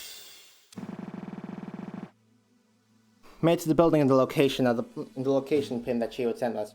I sighed. Well, it's not a hotel and it's not an arcade. Honestly, I thought you'd be jumping at the opportunity here. This is hardly the time! The building was tall and had multiple stories, so we walked in. Found Chio, Eri, and Katami on the 8th floor. We walked up and sat down. Hey, glad you made it. Barely. I'm guessing you've seen the state of things out there with civilians? Yeah, it isn't pretty. We had a run-in with one of them. Sheesh. What you guys gotta say? Did we catch each other up first? I think so, yeah, though you guys have more explained to you than us. Fair enough. Tell me, Eri and Chio recap their adventure trying to get to this place after running with the zombie-like civilians. And that's how we made it here. Glad you're okay. You should have just let us know you were in danger, though. We didn't really have time for the Mo and all that stuff. Fair enough. So, how did your Juice expedition go? Did you learn anything of note? A lot, actually. Go on. I recapped our adventure in the basement, the reload, and what we learned about the weak spots. These weak spots seem to be created in the places that are forcefully altered by Dawn. Which means there should be 3. That would make the most sense. There's the one in the building basement that we found, the one in the shrine basement that I found that one time, and I'm assuming there's one in the wreckage of the Geology Museum back in Tanegashima. Right, our plan is to basically synchronize these 3 blocks together simultaneously, then push a brute force on the encryption with a heightened memory guaranteed to sync. It would work, but it would require the 3 weak points to be synchronized within very quick succession. As programmed, you think of it as a 2-factor authenticator of sorts. Or a 3-factor authenticator, I guess? Right, that's why I think we split up. Somebody seems surprised by this. Look, are you crazy? During the literal apocalypse? You seem unnaturally happy, or what you're saying. No, I think I agree. It's the only option, really. There are 6 of us. We split into 3 groups of 2. That way nobody gets left alone. Usually would be extremely dangerous, but we've already proven that we have a rather extraordinary ability on our hands. True, that whole saving and loading thing. I still can't believe it exists, but I guess I don't really have a choice considering the situation. In that case, I think it's best we split up like this. We gotta print a map of Japan. Have we just sent that the whole time? Yes. You know what, fair enough. And we spread the map out on the floor in front of us and circled Tanegashima, Kagoshima, and Tokyo. The suggestion was as follows. Suki and Chiyo handled the Tokyo weak spot in the Sunrise Building basement. Aaron Katomi handled the Kagoshima weak spot in the basement of the facility by the Okawachi Shrine. Sergeant Allison handled the Tanegashima weak spot in the ruins of the Tanegashima Geology Museum. What do you all think? I personally found it. These groupings makes no sense. But this means I'm going to be split up from Suki. Is that a good idea? I think so. It's advantageous to have Chiyo and I together, as we're both the most in the know about the inner workings of the Dustbreaker. I guess that's true. Fair enough then. Okay, next question. We're gonna get to Kagoshima and Tanegashima. Public transit has gone completely haywire due to the current situation. Chiyo's the only one who could drive, which would mean she'd have to do moves to the Tanegashima or Kagoshima group if that's the route we took. Frankly, even if I drove, I don't think we could make it on time. No, and all this is just gonna collapse entirely. We can intuit some information from what Dawn said, but she absolutely has power to shut this all down anytime she wants now. That's true. Shit. We travel such a long distance quickly. That hit me. Could load. You could save my data and reload it back in Tanegashima.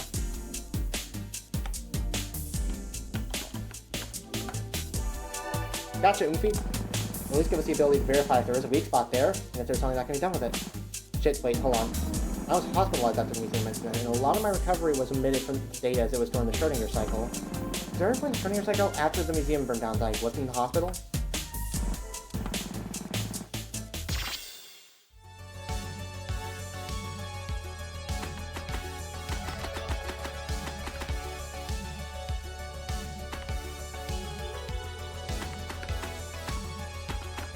Okay.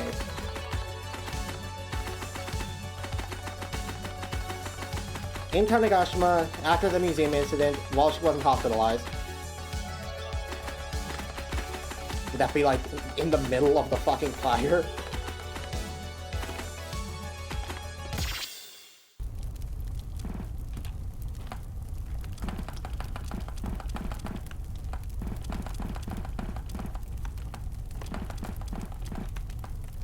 Nope.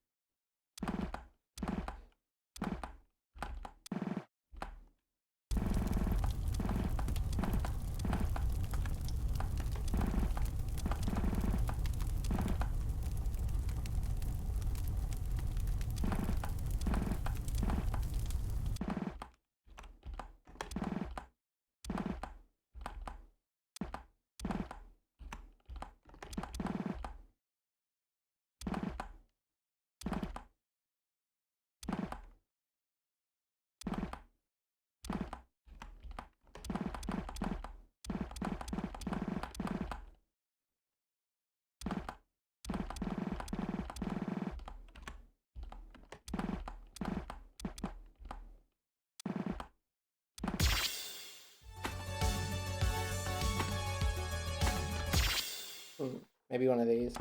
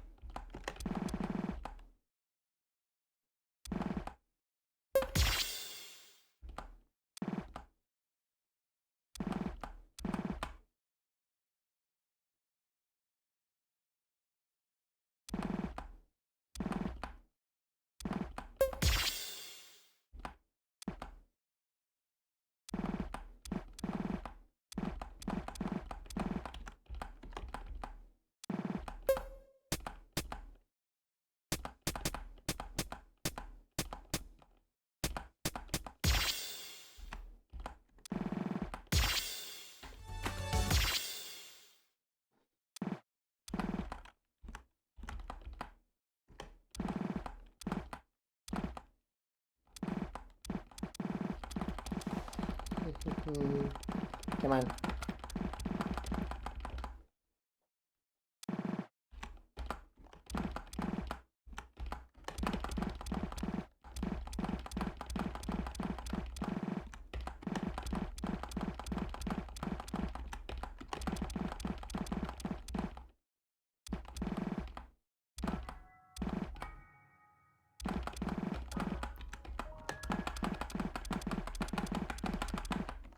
Don't think it's here.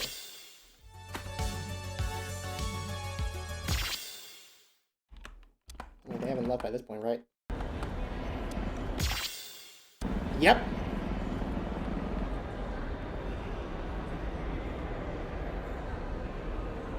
I felt myself fly through time and space, and eventually I reached a body that felt so distant from mine I can't help but explain. Ah, whoa, damn. I figured it would be while they were closer to Tanegashima, but now the theory checks.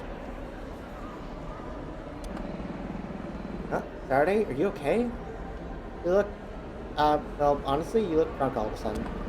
No, I'm fine. I gotta go check on something, though. You wait here? What? Check on what? I started running out the door, and all of a sudden the shouts came distant. Saturday, come back! There's no time to worry about that. I dashed through the streets of an island village and took on a completely different feel to me now. It had been months since I'd been here. When you live your life in ignorant bliss, you don't ever stop to notice the little things around you, and when you leave that bliss, you wish you had them back. For this now as I ran through the seaside streets towards the ruins of the museum. Yeah, the Death Freak was really committed to making all this feel real. Feel safe. I lamented it once more. The fact that I was choosing to leave behind such a world for a cruel reality, but my conviction would never sway again. We're getting out of here. The ruins of the Geology Museum were in a lot different of a state than I expected them to be. With it being a burnt pile of crit, the general frame of the building remained, but there were clear signs of burn damage. It didn't take long for me to find what I was looking for. Ha! That's hilarious! Which was in the exact place I'd collapsed after making it out of the museum. Which, like the one in the Tokyo basement, it allowed remote terminal access. Okay, that's all fine and dandy, but I need to find a way to be able to access this in the present time. Are there any other functions we can use? I scrolled through the help command's output and smiled. Alright, 1028, I see you watching. I'll owe you one for this. A command had appeared that wasn't there the last time I pulled out the command list. A gate command. In this, I could allocate simulated objects of the world to act as gateways of sorts to other simulated objects, effectively creating a teleport. With one condition. The objects had to inherit from the same object class, and be distinct enough that the code that scans objects wouldn't trip over itself trying to scan too many. For Nagashima, this was easy enough. Nagashima was known for its space station, and that was a large aspect of its tourism appeal. There were lots of toy rocket ships and memorabilia sold all over the island. Looking down to the one in Tokyo seemed like the way to go. But the Okawachi Shrine was a different story. It was in the middle of the forest, and nothing around it was distinct enough that the gate function would allow itself to scan all of them. Shrine gates, trees, roads, all these very commonplace in Japan offices. Please tell me it's a fucking rocking horse. It's gotta be the rocking horse, right? That fucking rocking horse that has yet to have any plot significance, but they tease like the entirety of chapter 2 with. It's gotta be the fucking rocking horse.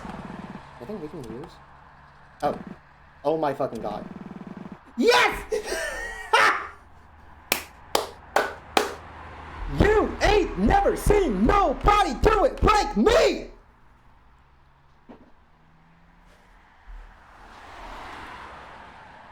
Clip it. Let the world know of my divine prediction powers. I knew it. I knew it was the fucking rocking horse. Well, it felt too perfect. Why the hell was that horse there? What was its significance? We never found out. And now it all made sense. The storyteller put it there, seeing all this in advance? No, that can't be it, right? Or was it you? I suppose it didn't matter. I applied the properties to the gate command and ran it. Sure enough, the link seemed to be established. Now I ran up to the store across the street. As if I touched the display rocket here. I touched it, and a large shock overtook my entire body.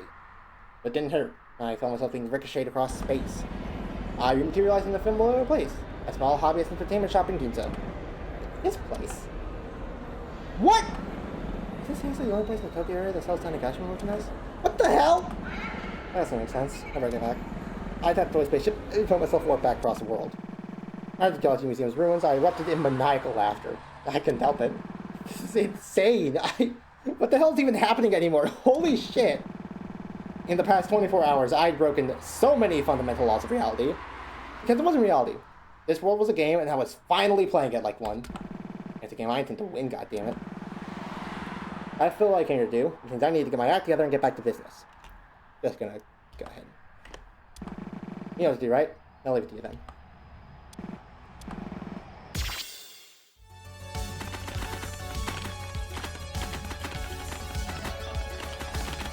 Do, do, do, do, do, do, do.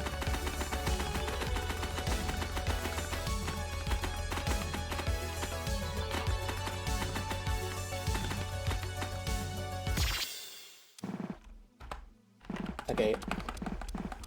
So I need to get these mid in. I think it's after they tell us, after they mention the plan.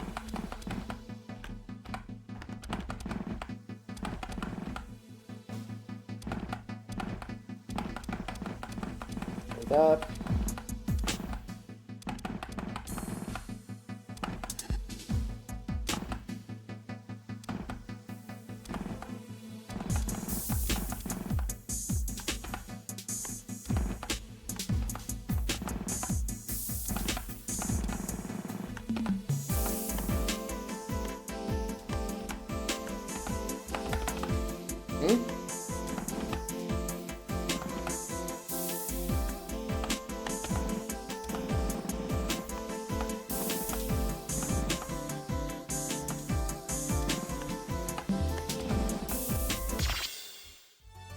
Refreshing the songs and sound scan crashes the game. Nice.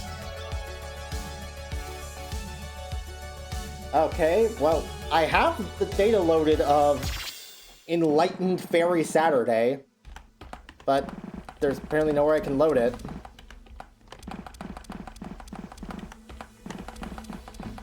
It should be here, right?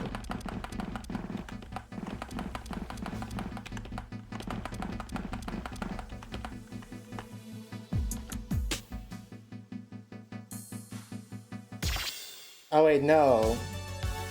No, hold on, I see. We need to do it a little bit... We need to do it earlier.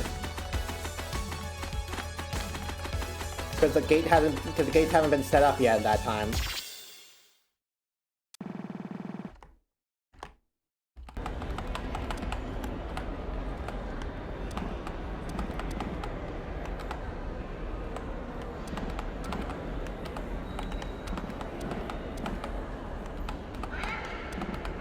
Okay, I can't load it here.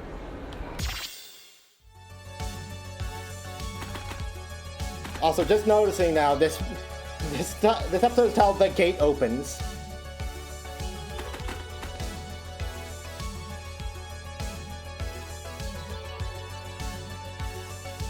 Oh wait, hold on. No, I think I get it. We need to check the shrine, don't we?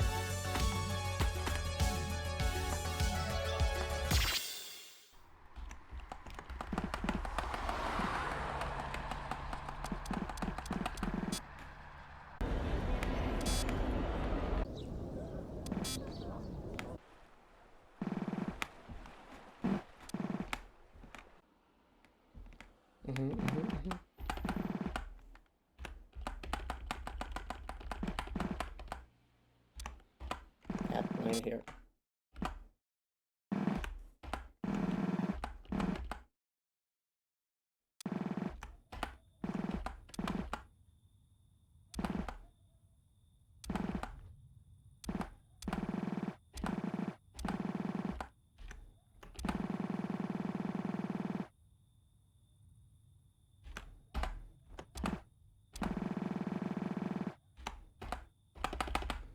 What do you mean?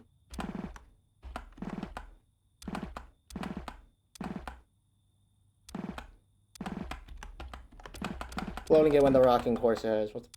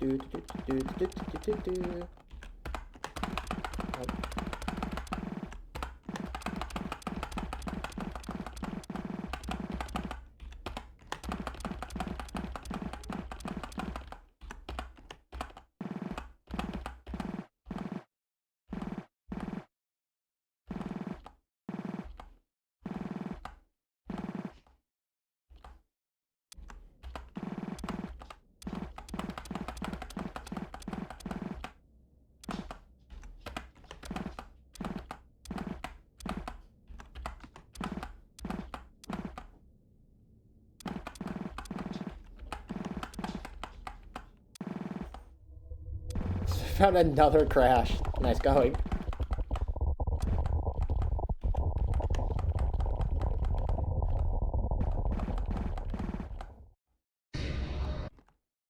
Okay, so that's not where it is. Maybe here.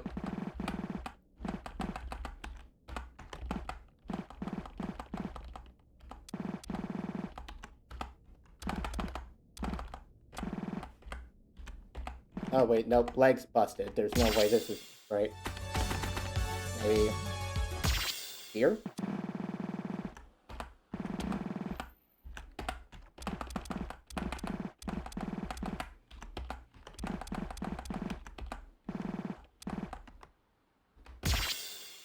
Okay, so seemingly not. Huh. What does it want me to do? The Saturday we have saved knows about the gate system. We just need to set it up in this timeline.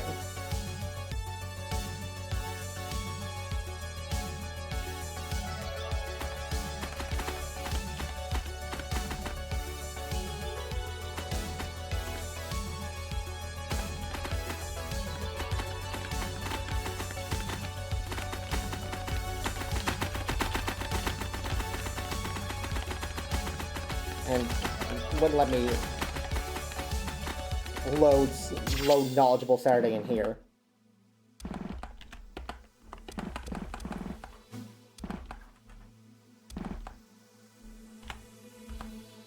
Whenever you complete a song in SoundScan and it crashes, if you try to go back into a segment in SoundScan, it crashes again.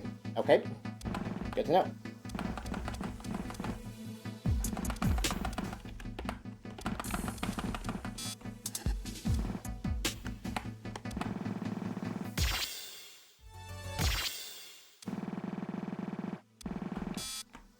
Okay, so...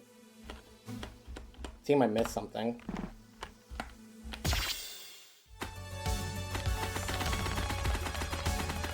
I wish there was a faster way to traverse this map now it's so fucking big.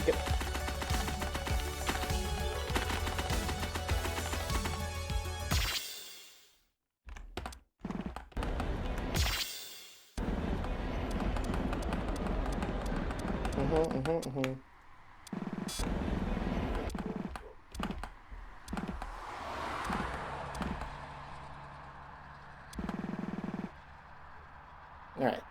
Save this Saturday.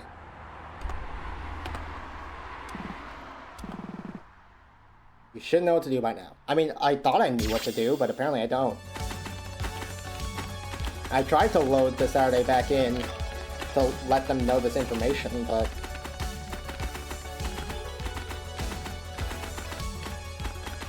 Oh wait, hold on. Maybe...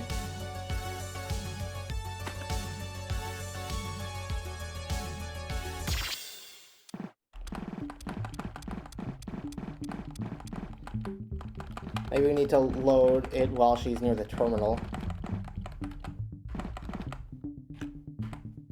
No?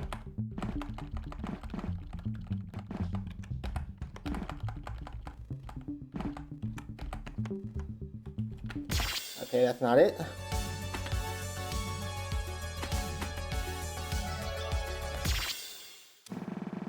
What the hell am I doing wrong?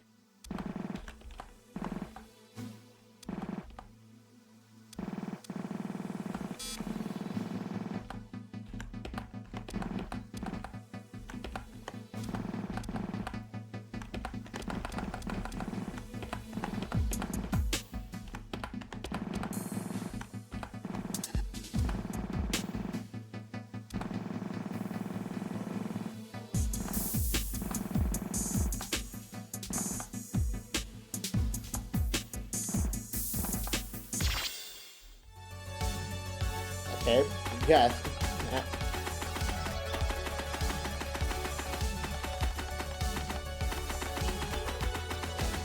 What the fuck did it want from me? I don't get it. Oh wait, hold on, I have an idea.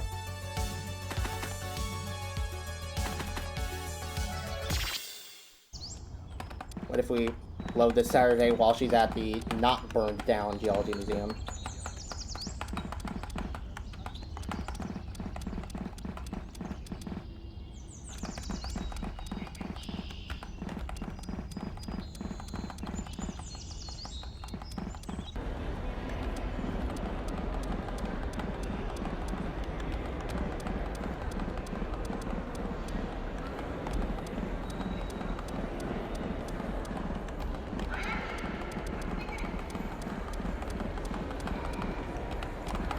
No, seemingly not, actually.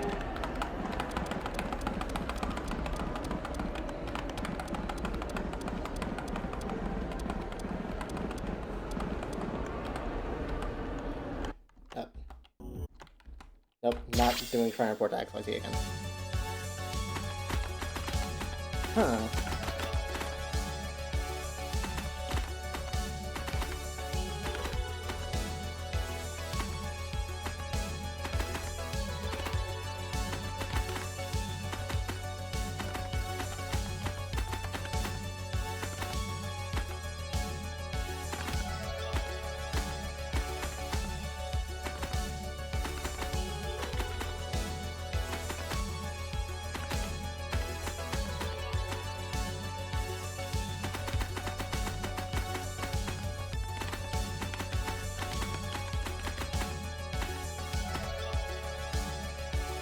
This one is probably more simple than you think.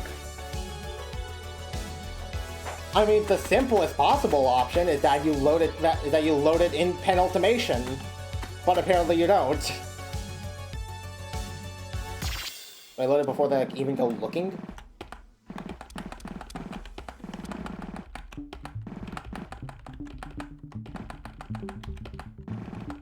Okay, yeah, that doesn't seem to be it either.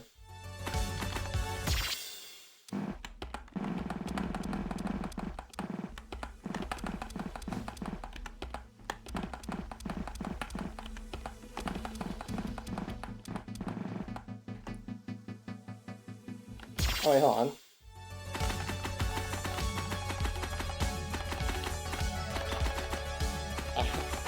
I have another idea.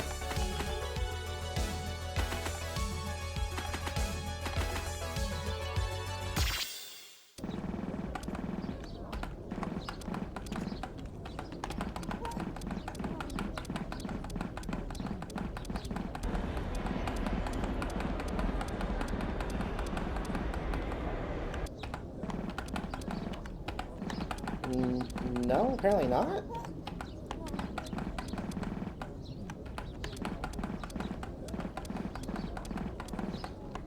I thought we were gonna have Saturday go to the shop where the toy rocket is so that she can teleport back, but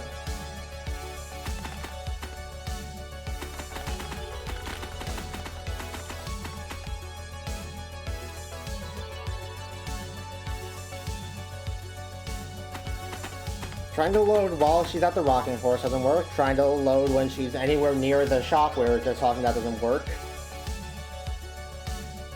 Trying to load when we're at the Geology Museum doesn't work.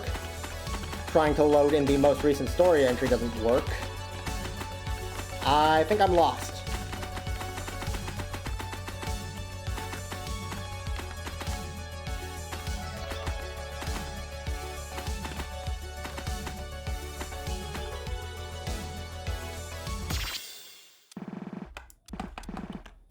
Maybe here where we're first trying to hack the Deathbreaker?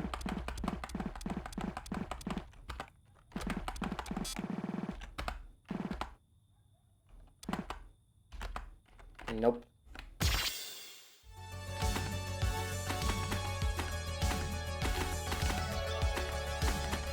What am I missing?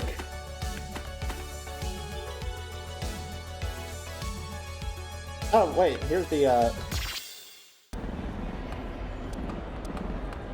was wondering how we got back here if it wasn't, like, actually where it was. So I ran out the door. Allison's still there by nature of I pressed the enter button too fast.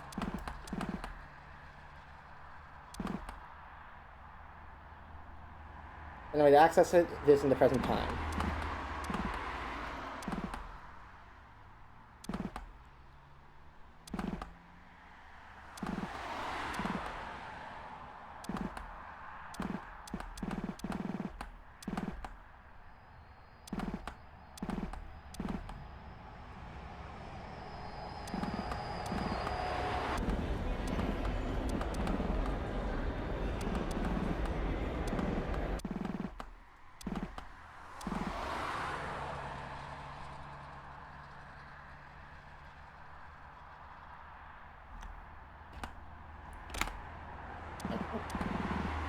You should know what to do by now. I don't!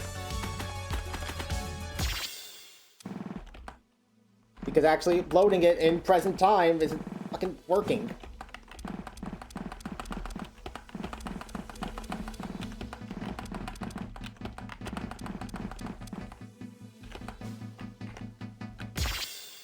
Obsidian, a little help.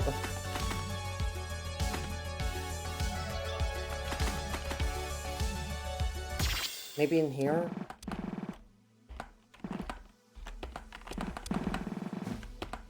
Wait, no, I've already tried this.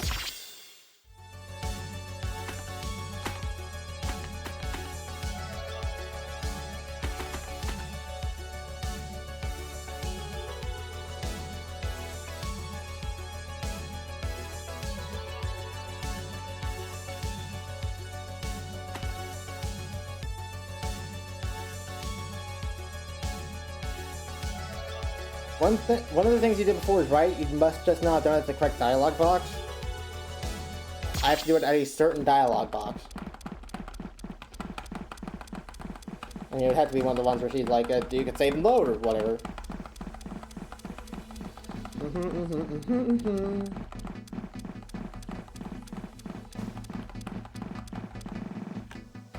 How could we travel such a long distance quickly? Then it hit me.